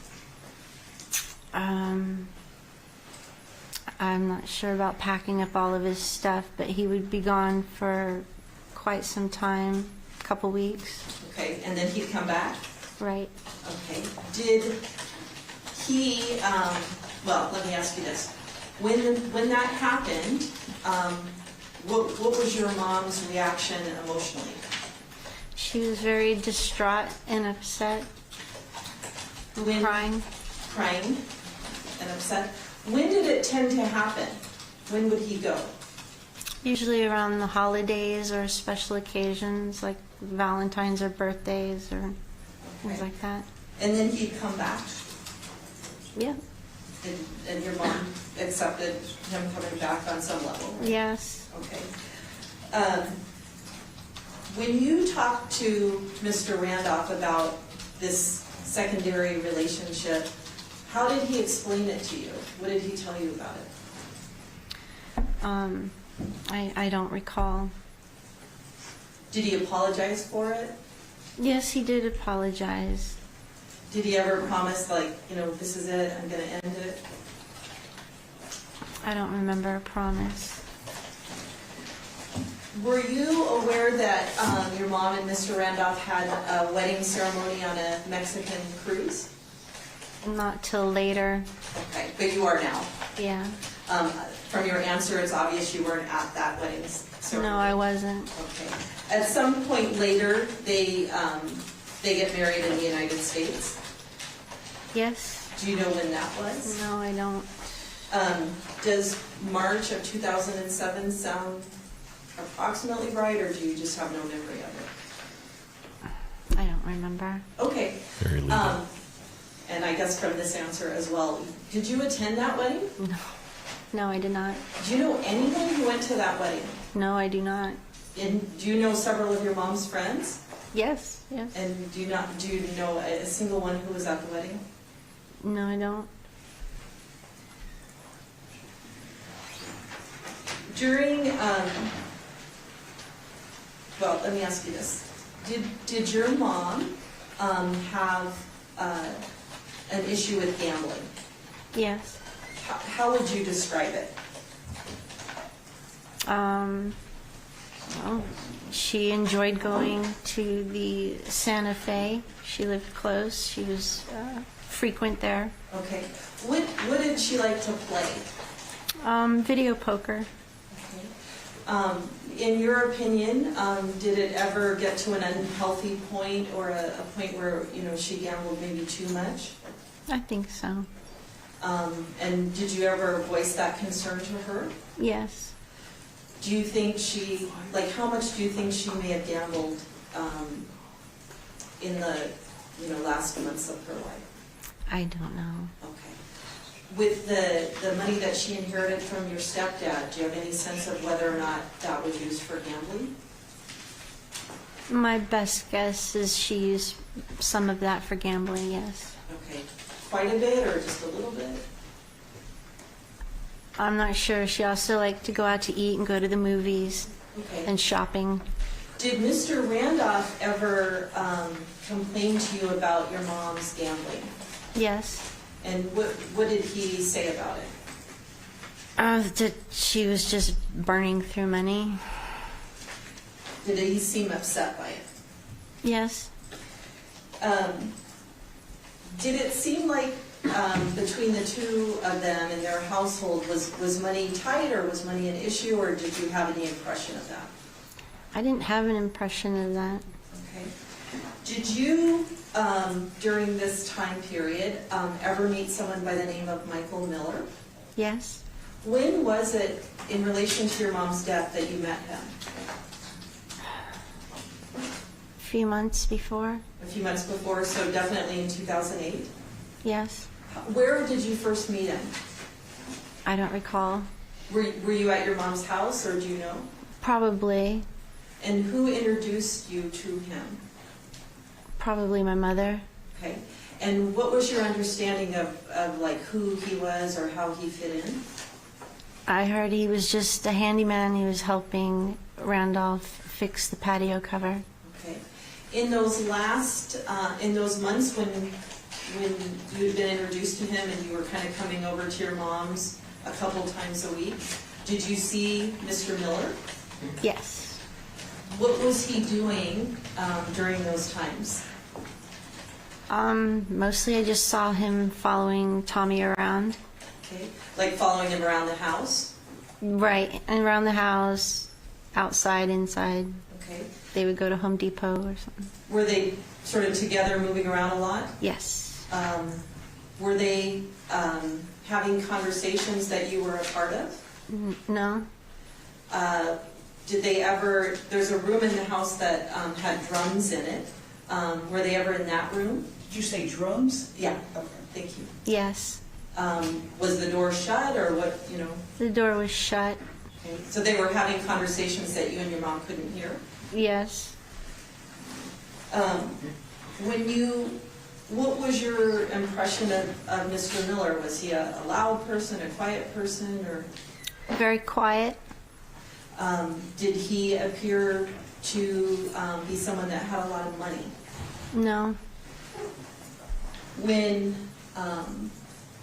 he was over at the house, did you ever see him like working on like home improvement projects or anything like that? I didn't see him actually do any work. Okay. Did you ever hire him to come over to your house? Don't think so. Okay. When you would see him, did he ever participate in or be invited to stay for dinner or that kind of thing? At my mother's house. And so it was just like, hey, stay for dinner kind of thing, or? Yes. Yeah, at those dinners, would he be talkative or was he quiet? How would you describe him? I thought he was quiet.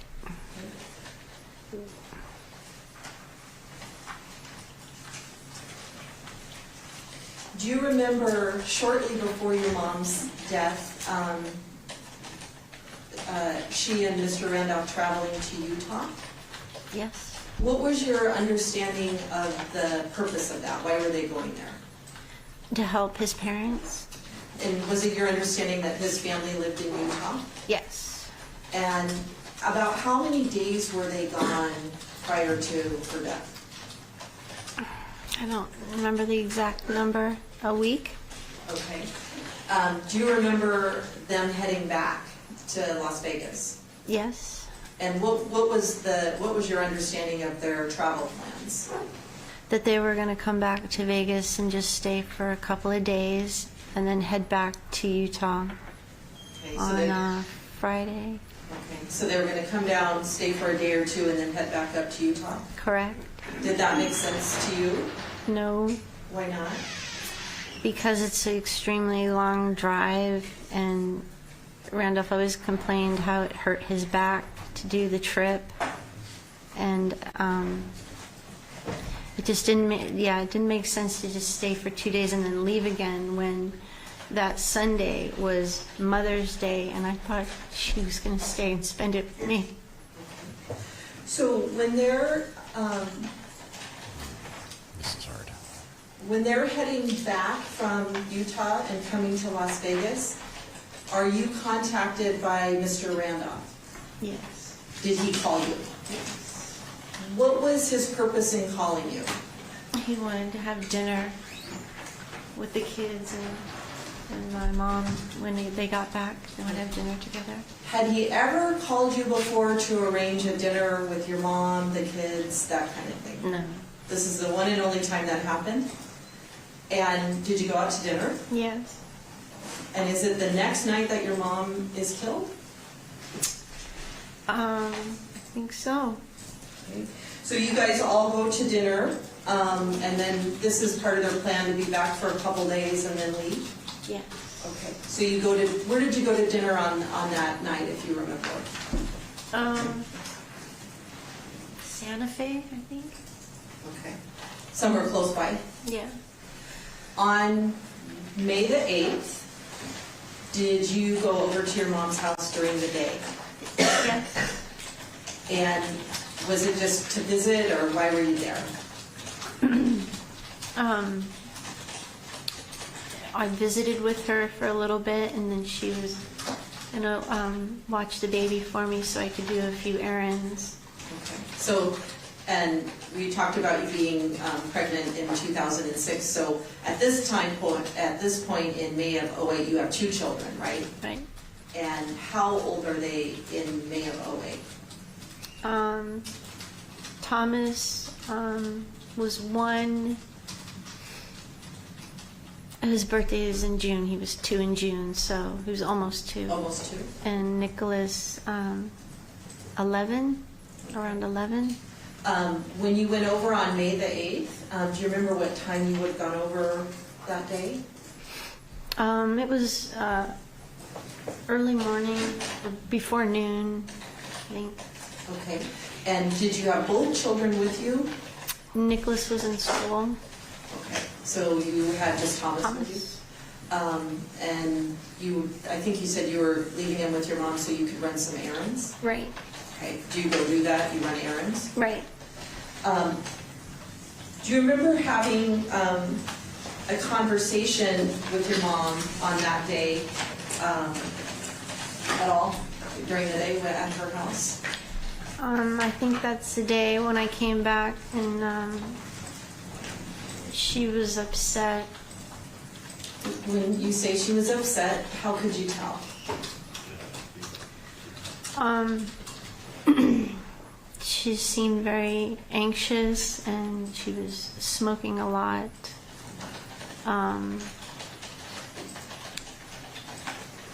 Was she crying? A little bit.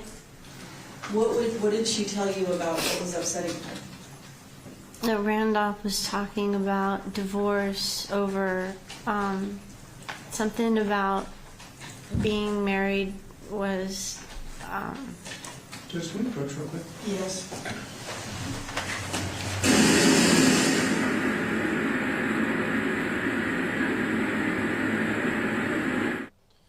Okay, we've got a little bit of a hiss here as they turn on the white noise. Okay, there's an objection. There's an objection, which they don't want to state in front of the jury because that they're worried about what is about to come out. There's the defendant. That's him with short hair. A lot of the pictures we see of him are with longer hair. Here he is, the bailiff. The bailiff's. As soon as he turned around, the bailiff stood up. He's like, "Hey, you stay away from the gallery." That's, man. Okay, here we go. Still have white noise. This is interesting testimony. It does not sound prepared, or even like she's gone over it recently. Like some of the questions are even a surprise to her. There's a view of the court from the top.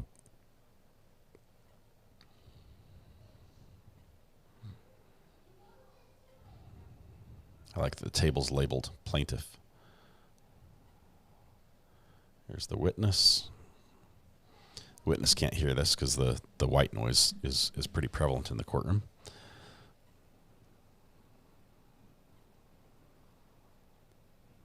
This is the first approach. We have not had any objections, even to the leading questions that the state has been asking, which is surprising, very surprising on this one. They're still talking with the judge.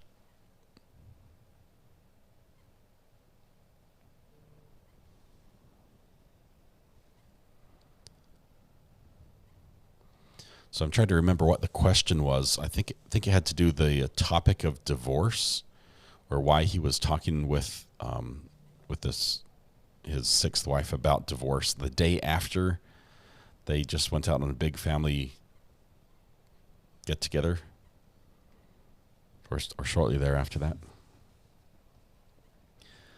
Maybe the defense really doesn't care. Oh, they care. Defense cares. They're working this one. The defense is putting in a ton of work.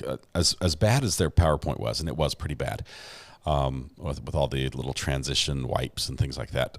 That's not professional. Just for the record, that's not good. And you never want to use more than one style in a single. Anyway, that being said, they have really gone to a lot of effort to dig through the facts of this case, so they can put together a theory of defense that can be supported by evidence. Even if it's just loosely connected evidence, the painting on the wall, the paint on the wall around the gun thing is as a reason why the hitman would know that there was a firearm in that room. Okay, it looks like they're almost done. They're all leaning in, getting the last word.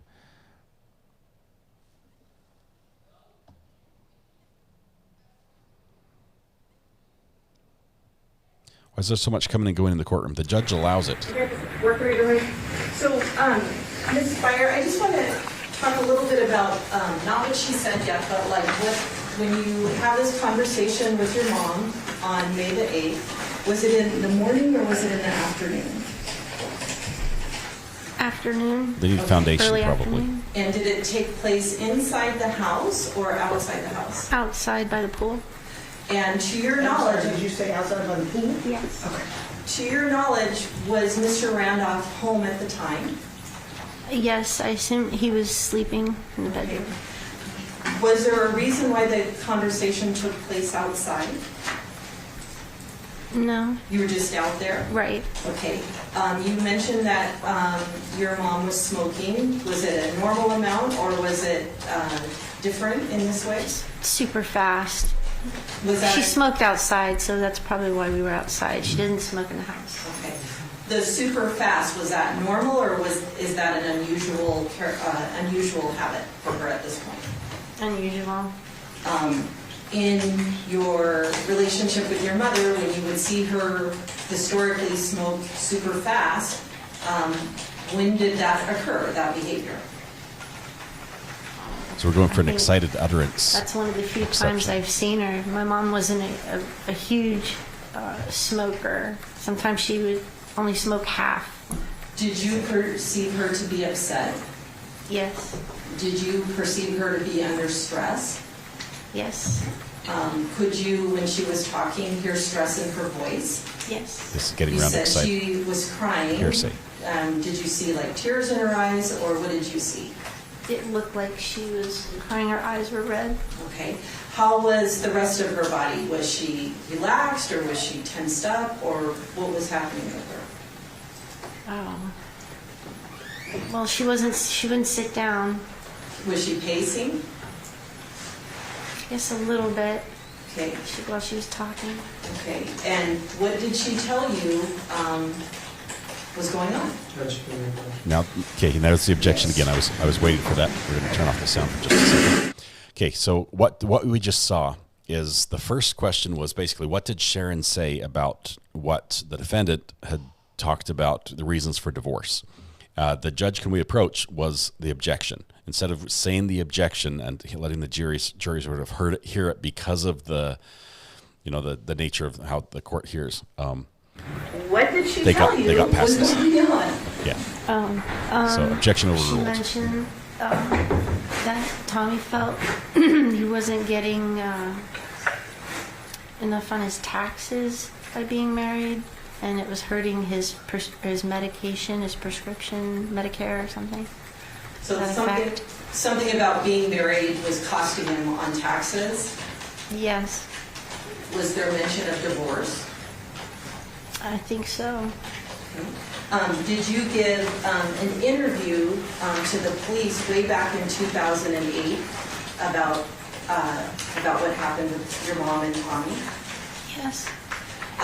Would looking at that, I mean, it's been 15 years, help you refresh your recollection as to what was said? The answer is yes here. No.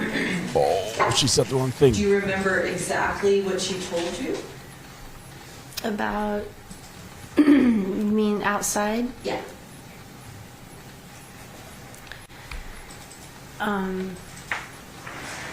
She wasn't prepped. She was supposed to say yes there.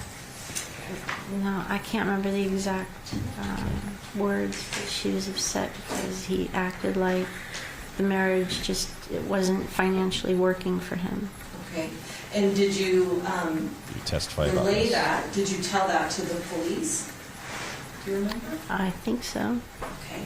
And so that was after your mom had died, you relayed that information to the police about this conversation on May 8th? I think so. Yeah, that the marriage wasn't working for him.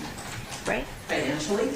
Okay, she got it in. That was Did close. your They almost missed that mom point. in that conversation indicate that she wanted to get a divorce? No. It was him? Yes.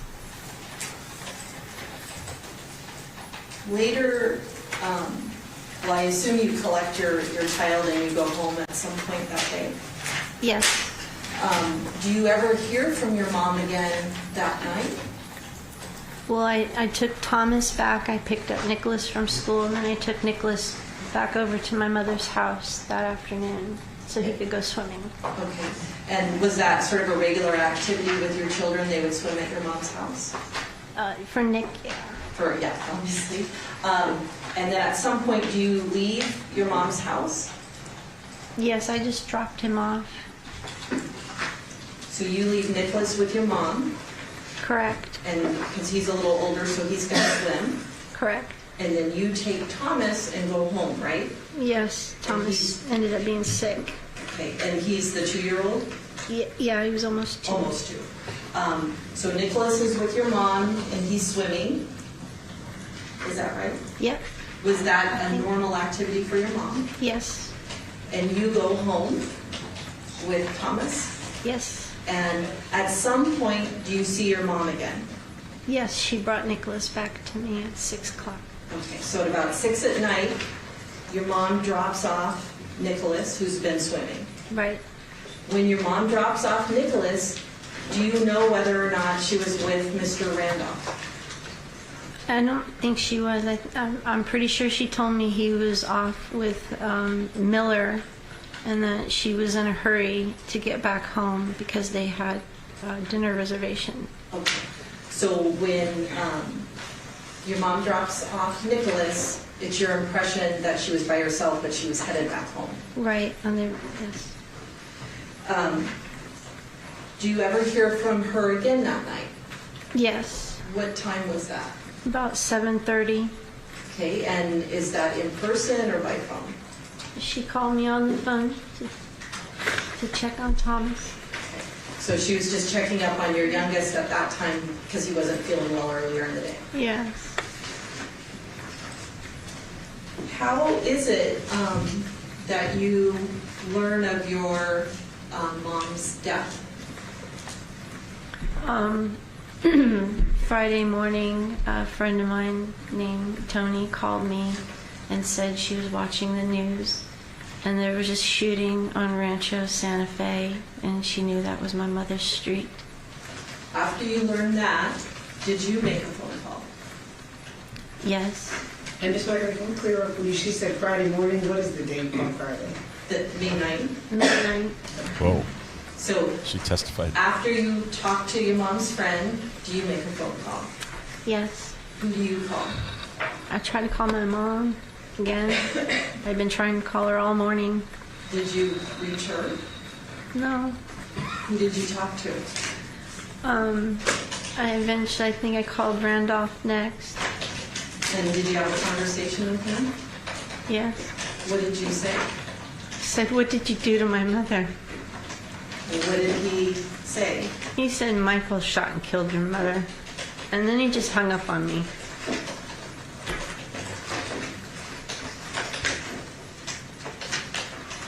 During the days after your mom's death, did you have any further conversations with Mr. Randolph? I'm sorry, say again? You said you had that conversation where he hangs up on you.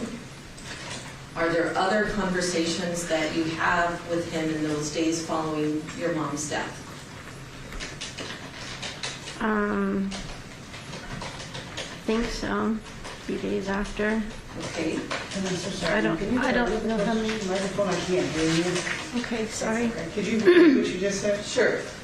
No, not you, Miss. Oh, I'm sorry. I can hear you. Okay. I'm not sure how many days after that conversation that we spoke again. I'm not exactly sure. Okay. Did he ever have discussions with you about your mom's house and her property? Yes. What did he say in those discussions? He said he didn't know what he wanted to do with the house yet. Okay. Did he make any suggestions about it? Yes, he said he could sell it or hold on to it because the market was down and wait till the market went up and then sell it, or he might move into it. Did he tell you about the possibility of him getting involved with someone else? Yes. What did he say? Don't be surprised if I, let's say, have a girlfriend sometime soon. Okay.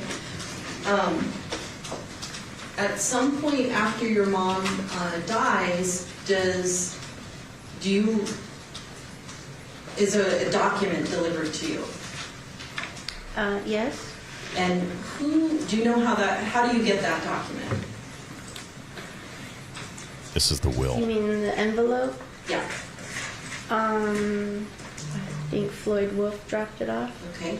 And who is Floyd Wolf? Alice Wolf's husband. Okay. And then who is Alice Wolf? Alice Wolf was one of my mom's bestest friends that she worked with. Okay. So Alice's husband drops off an envelope to you. Yes. Do you remember how long after your mom died that this envelope gets dropped off? It's just a couple days. Okay. And what is in this envelope? A will. Your mom's will? My mom's will, where she had written that she wanted to leave everything to me. Okay.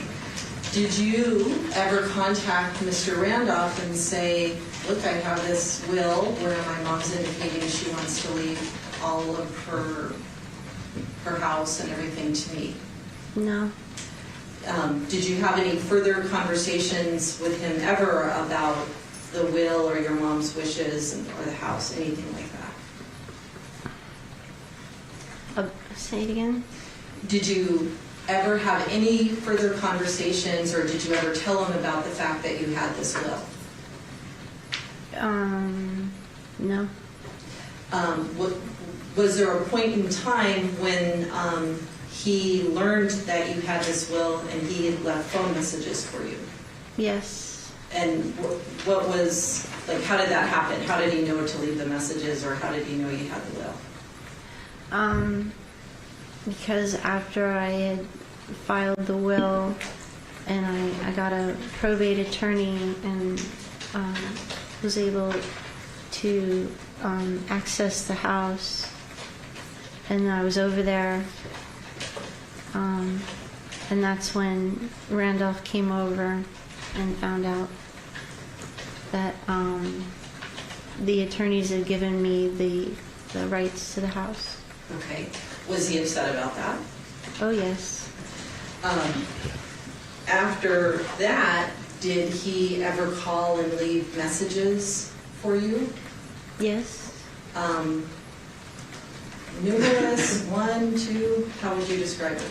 Quite a few.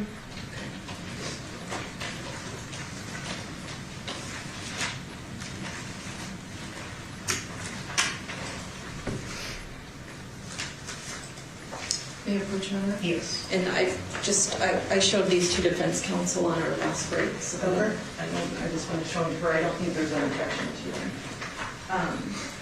Ms. Byer, I'm showing you what's been marked as states. This is 306. This is 307. 308. And then this is 309. Do you recognize these documents as your mom's will and documents associated with her house and property? Yes. State moves to admit those exhibits, Your Honor. Any objection to 306 or 309? Okay, now okay. Now I want to focus just on 309. Is that the document that was delivered to you by Alice Wolf's husband? Yes. With regard to 306, 307, and 308, did you ever see these documents until you were in probate court? Like before you were in probate court, I should say. I think Randolph showed me this one just before my mom's funeral. Okay, and that's what I want to talk about then. This is 308 for the record. So just before your mom's funeral, Mr. Randolph showed you 308? Yes. 308? Yes. Mm-hmm. And that looks like a last will and testament, right? That's what the document says at the top. Yes. And it looks like it's dated in 2006, correct? Yes. Okay. Now 309 is the one you get from the Wolves, right? Right. And it looks like it's dated January 2007? Yes. Okay, so this one, the one you get from the Wolves, comes after, right? Yes. Which makes it valid and invalidates the previous one. 306, when did you see that document? I don't recall. Okay. Was it sometime, well, I just don't recall. You don't recall? That's okay. But you know it's part of the documentation of all the wills. Is that yes? Yes. Okay. With regard to the phone messages, did you keep a recording of them? Some of them. And did you tell detectives that you kept a recording? Yes. Did the detectives ever come over and collect the recordings, the phone calls? Yes. How did they, this is 2008 technology, do you remember how he did it? Nope. Okay. Did you just play the messages and he took care of the recording? I don't recall. Okay. But you gave him access to the ones on your phone? Yes. Were the recordings that you gave the detective all of the ones you had or just the ones you'd saved? I'm going to say all of them. And, Your Honor, we've already given defense counsel a copy of this. This is state's proposed 305. I don't think there's an objection to it. We've heard some of these. Okay, 305 will be there. We've heard some of these in the Dateline video.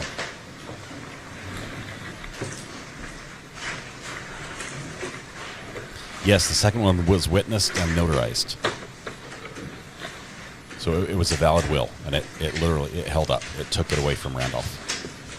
The state, Your Honor, would move to admit 305 and publish. 305 is admitted. Okay, thank you. Yep, here we go. This guy being a real piece of work. Here's the defendant's voice on the witness's answering machine. That's what we're going to be hearing now.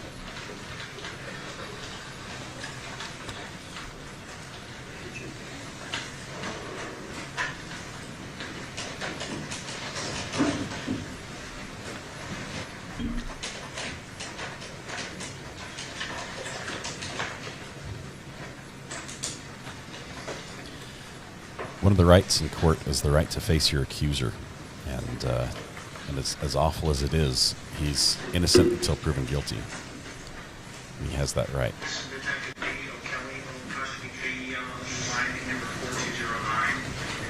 We are conducting a recording of some cellular phone voicemail messages that were left on Colleen Beyer, COLLENBEYER,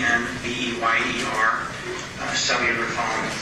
The recording is being made in reference to a continuing investigation involving the crime of murder with a deadly weapon, which occurred on 05/08 of 2008 at approximately 20:30 hours at 6517 Rancho Santa Fe in Las Vegas, Nevada. This recording is being made at 5604 Angels Landing in Las Vegas at Mrs. Byers' residence. The date is 7/1 of 2008 at 15:22 hours. If you go ahead and start the recording.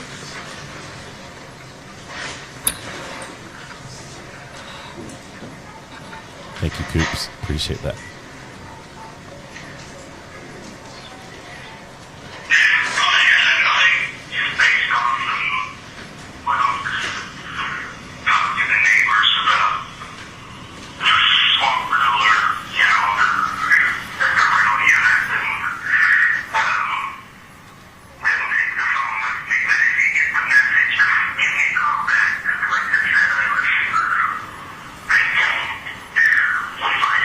Still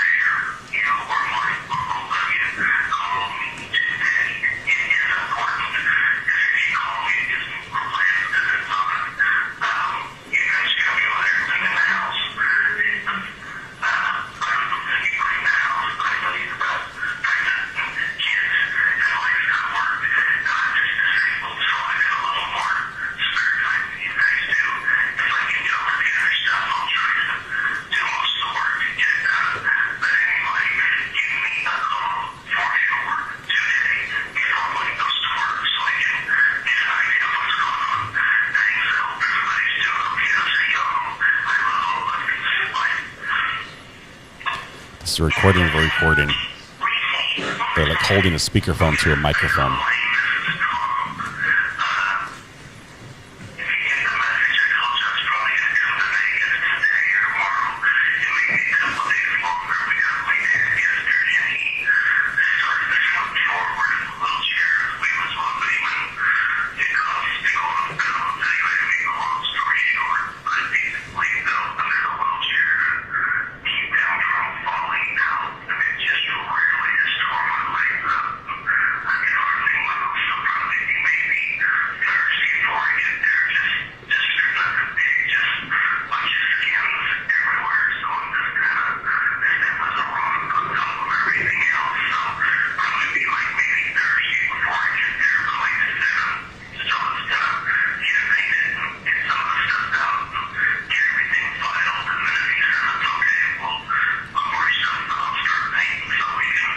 It's just him talking about the house.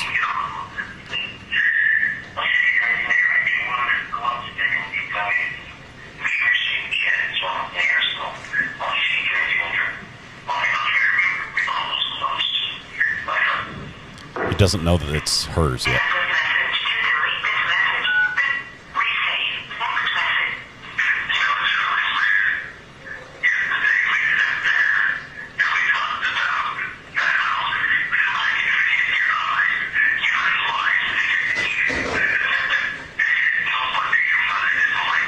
Now he knows. No wonder your mother didn't like you.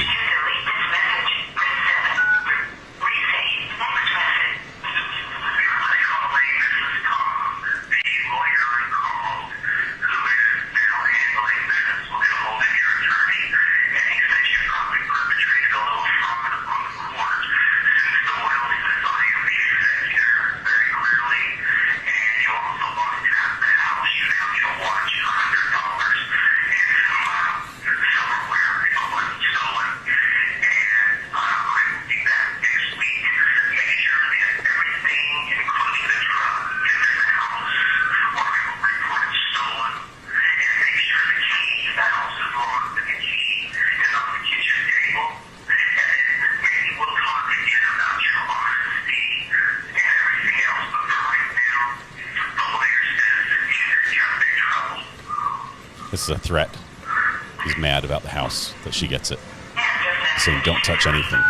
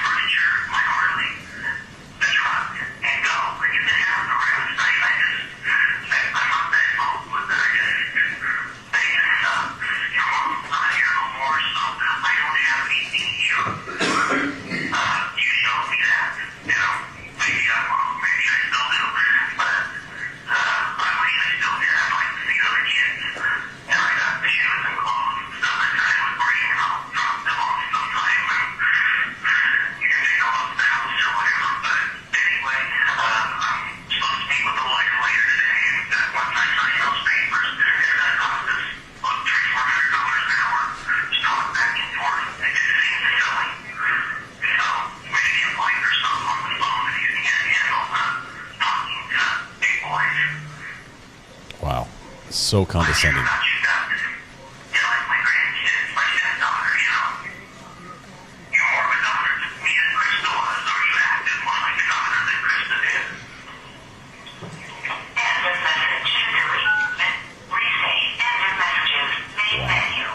Okay, I'm glad that's over, first of all, but holy cow, just so condescending throughout the whole thing there.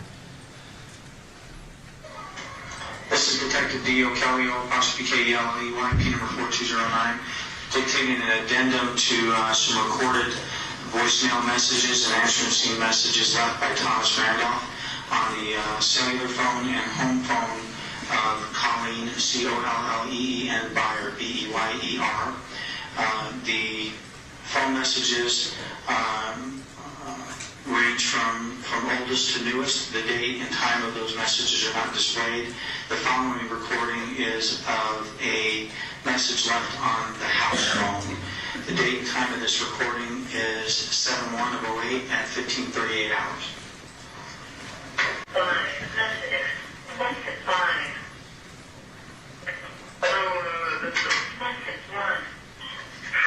Hi, I was actually calling to apologize for getting so upset with you. That's what happens when people look me in the eyes and lying to me. And as it turns out, which is exactly where we was at before, except now the lawyers are getting all the money. Because I still get out the house because I'm married to your mama. I get the money, in fact.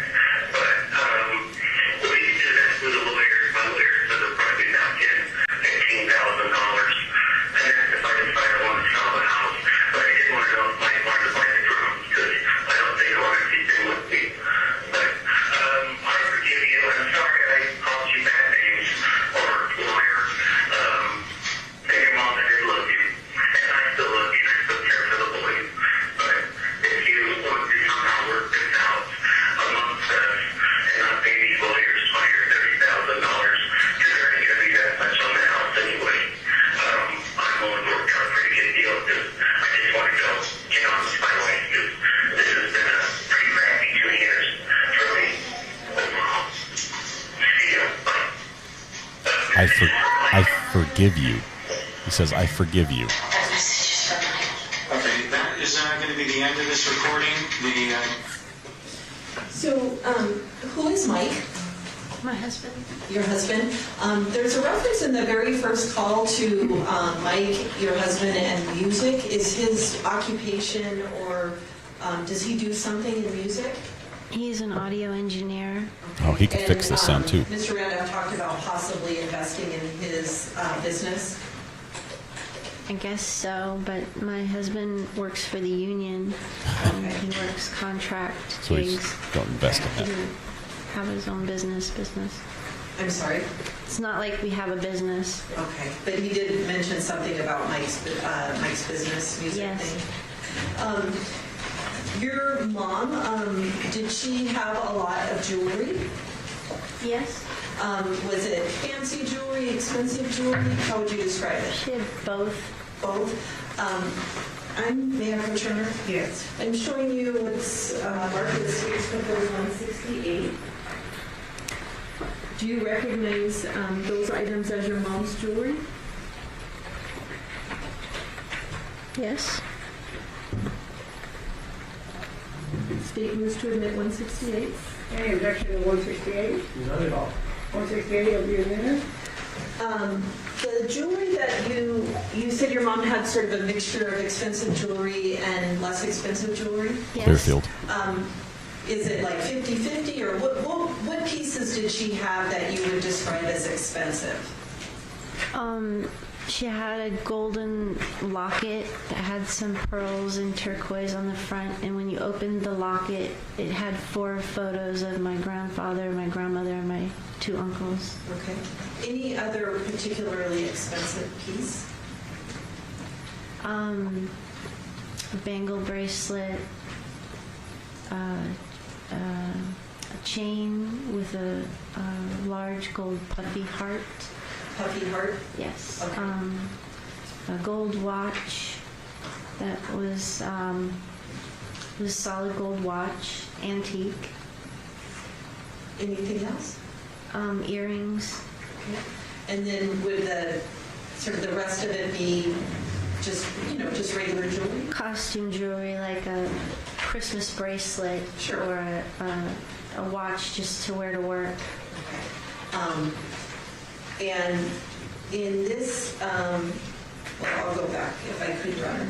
I'm going to show you 168, which is laying out all the pieces of jewelry. Do you see those more expensive items that you were talking about?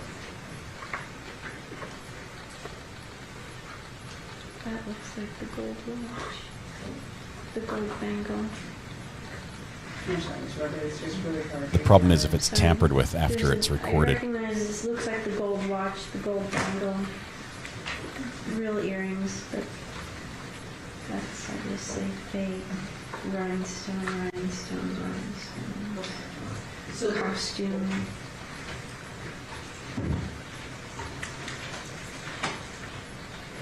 I don't see that locket though. Okay, so you do see the watch, the bangles, and then maybe a pair or two of some real gold earrings. Real gold earrings on there. Yeah, but a lot of this is junk, like costume jewelry. Yeah, but not everybody. Right. Not everything has millions of pieces of expensive jewelry. And I'm surprised at the lack of objections your mom, here. How would you describe how she kept her house?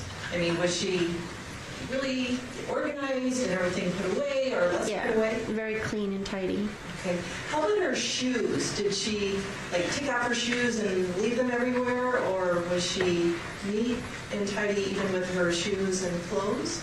Well, she didn't like shoes in the house, but we would put our shoes off to the side, away from the doorway, but off to the side when you walk in.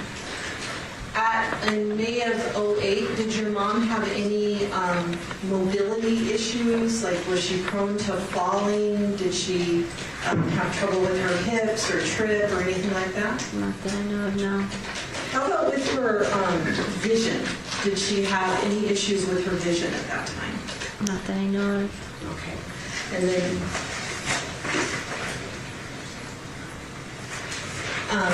if your mom was going into the house, like through the garage, you know what I mean, like through that door. Yes. What would happen with shoes at that point? I think she'd take them off, leave them in the garage. Okay. And then if she was going through the front door, what would be her habit? There's a space off to the right, kind of around the corner to put the shoes. Okay. How about when she was going in the house through the garage? I assume you'd come home from errands and going out to dinner and stuff like that with your mom on those occasions. When she would first go in the house through the garage, what would she do? Would she just walk right in, or? If it's dark, she'd turn the light on. Is there a light switch right there? There's a light switch right there. Where is it? Pretty sure there's one right on the right side of the wall, and then the laundry, the washer and dryer were directly on the left side, and right there also was a light switch. And you would come home with her occasionally at night and see her flip on the light? Yes. Lastly, I'm showing you what's marked as States 288. Is that a photo of you and your mom? Mm-hmm. Do you remember when that was taken? Yeah, Nicholas took that.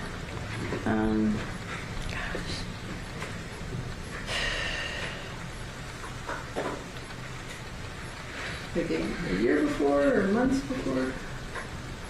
Oh, this was a long time ago. It was a really long years time before ago. her death? Yes. Okay. State moves to admit 288. Any objection to 288? No. No, you have been there.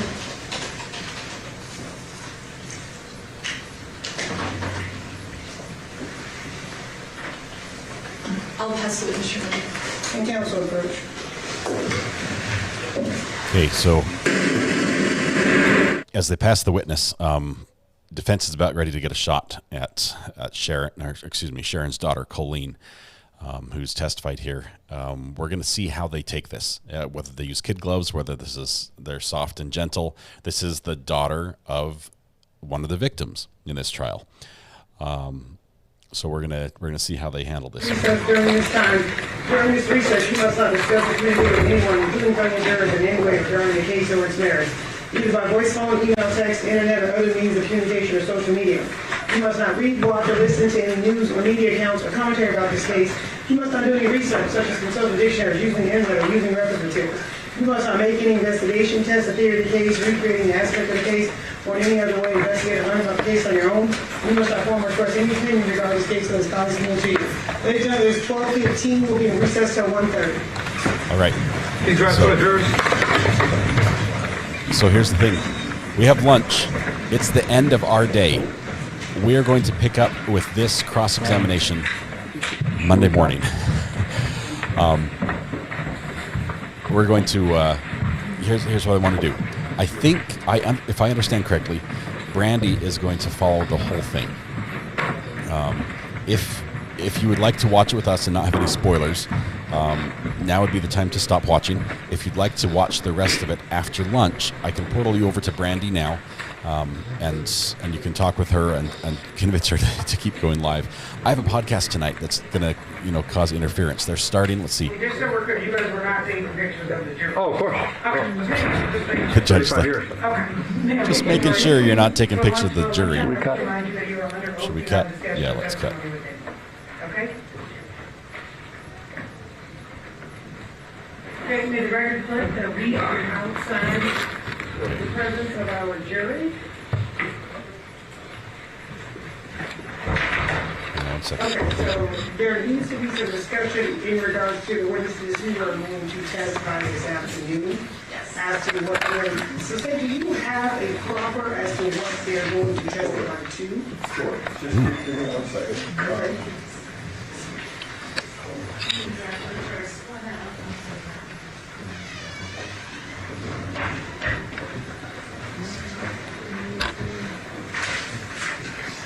There's a couple instances of back and forth conversations where the focus for us is the advice that I'm setting up the portal here. Just 1 second. people gave her. So I want to first. The advice that people gave to Sharon. Yes, based off of kind of conversations that are happening. So I'm just going to touch on these key. We're going to listen to this really quickly. Okay, perfect. Okay.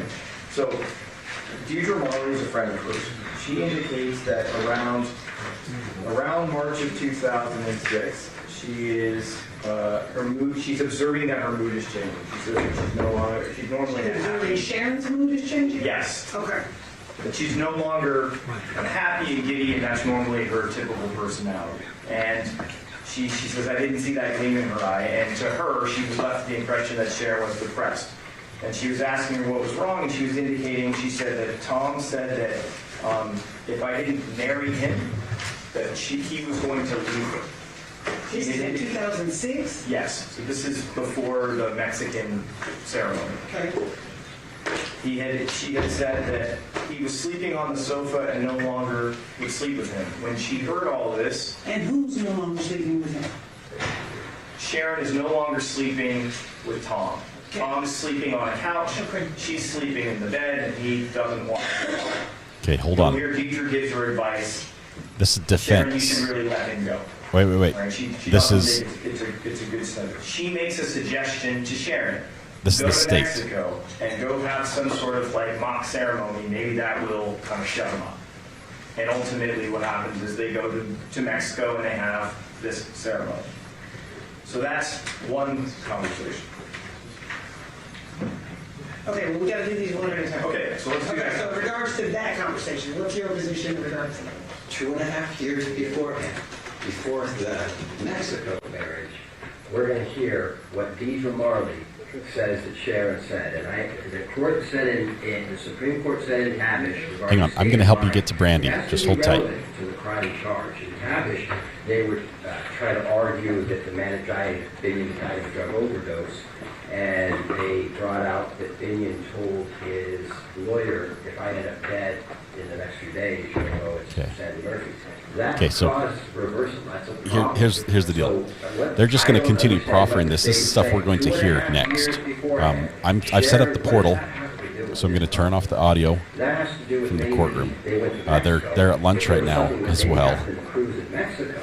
2.5 years beforehand, but this is just so far afield, and there's no consequence. This is outside the presence of the jury, on the record.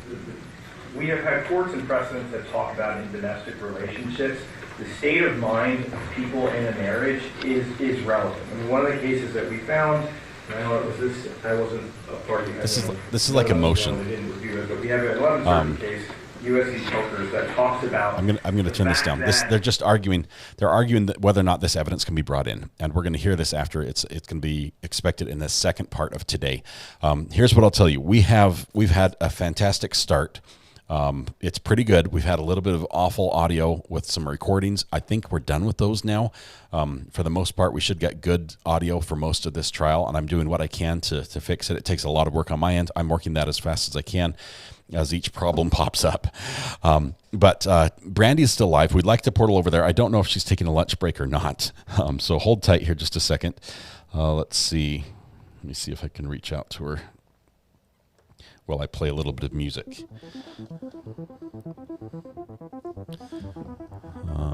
I think I'm just going to send you guys. Yes, my ears are still ringing. I need a little bit of a rest. Here's what we have. Later today, we have the podcast at 8 p.m. tonight. The stuff that's happening in court right now and beyond, we're going to follow on Monday morning. So that period of time from 9 a.m. to 12, we're going to have that part of court during there. And so we won't miss any of this. We're going to get to watch it during our regular day like we normally do. Tonight we have the podcast. Tomorrow morning I'm going to be live with the Homestead to Hardware or Hardware to Homestead channel.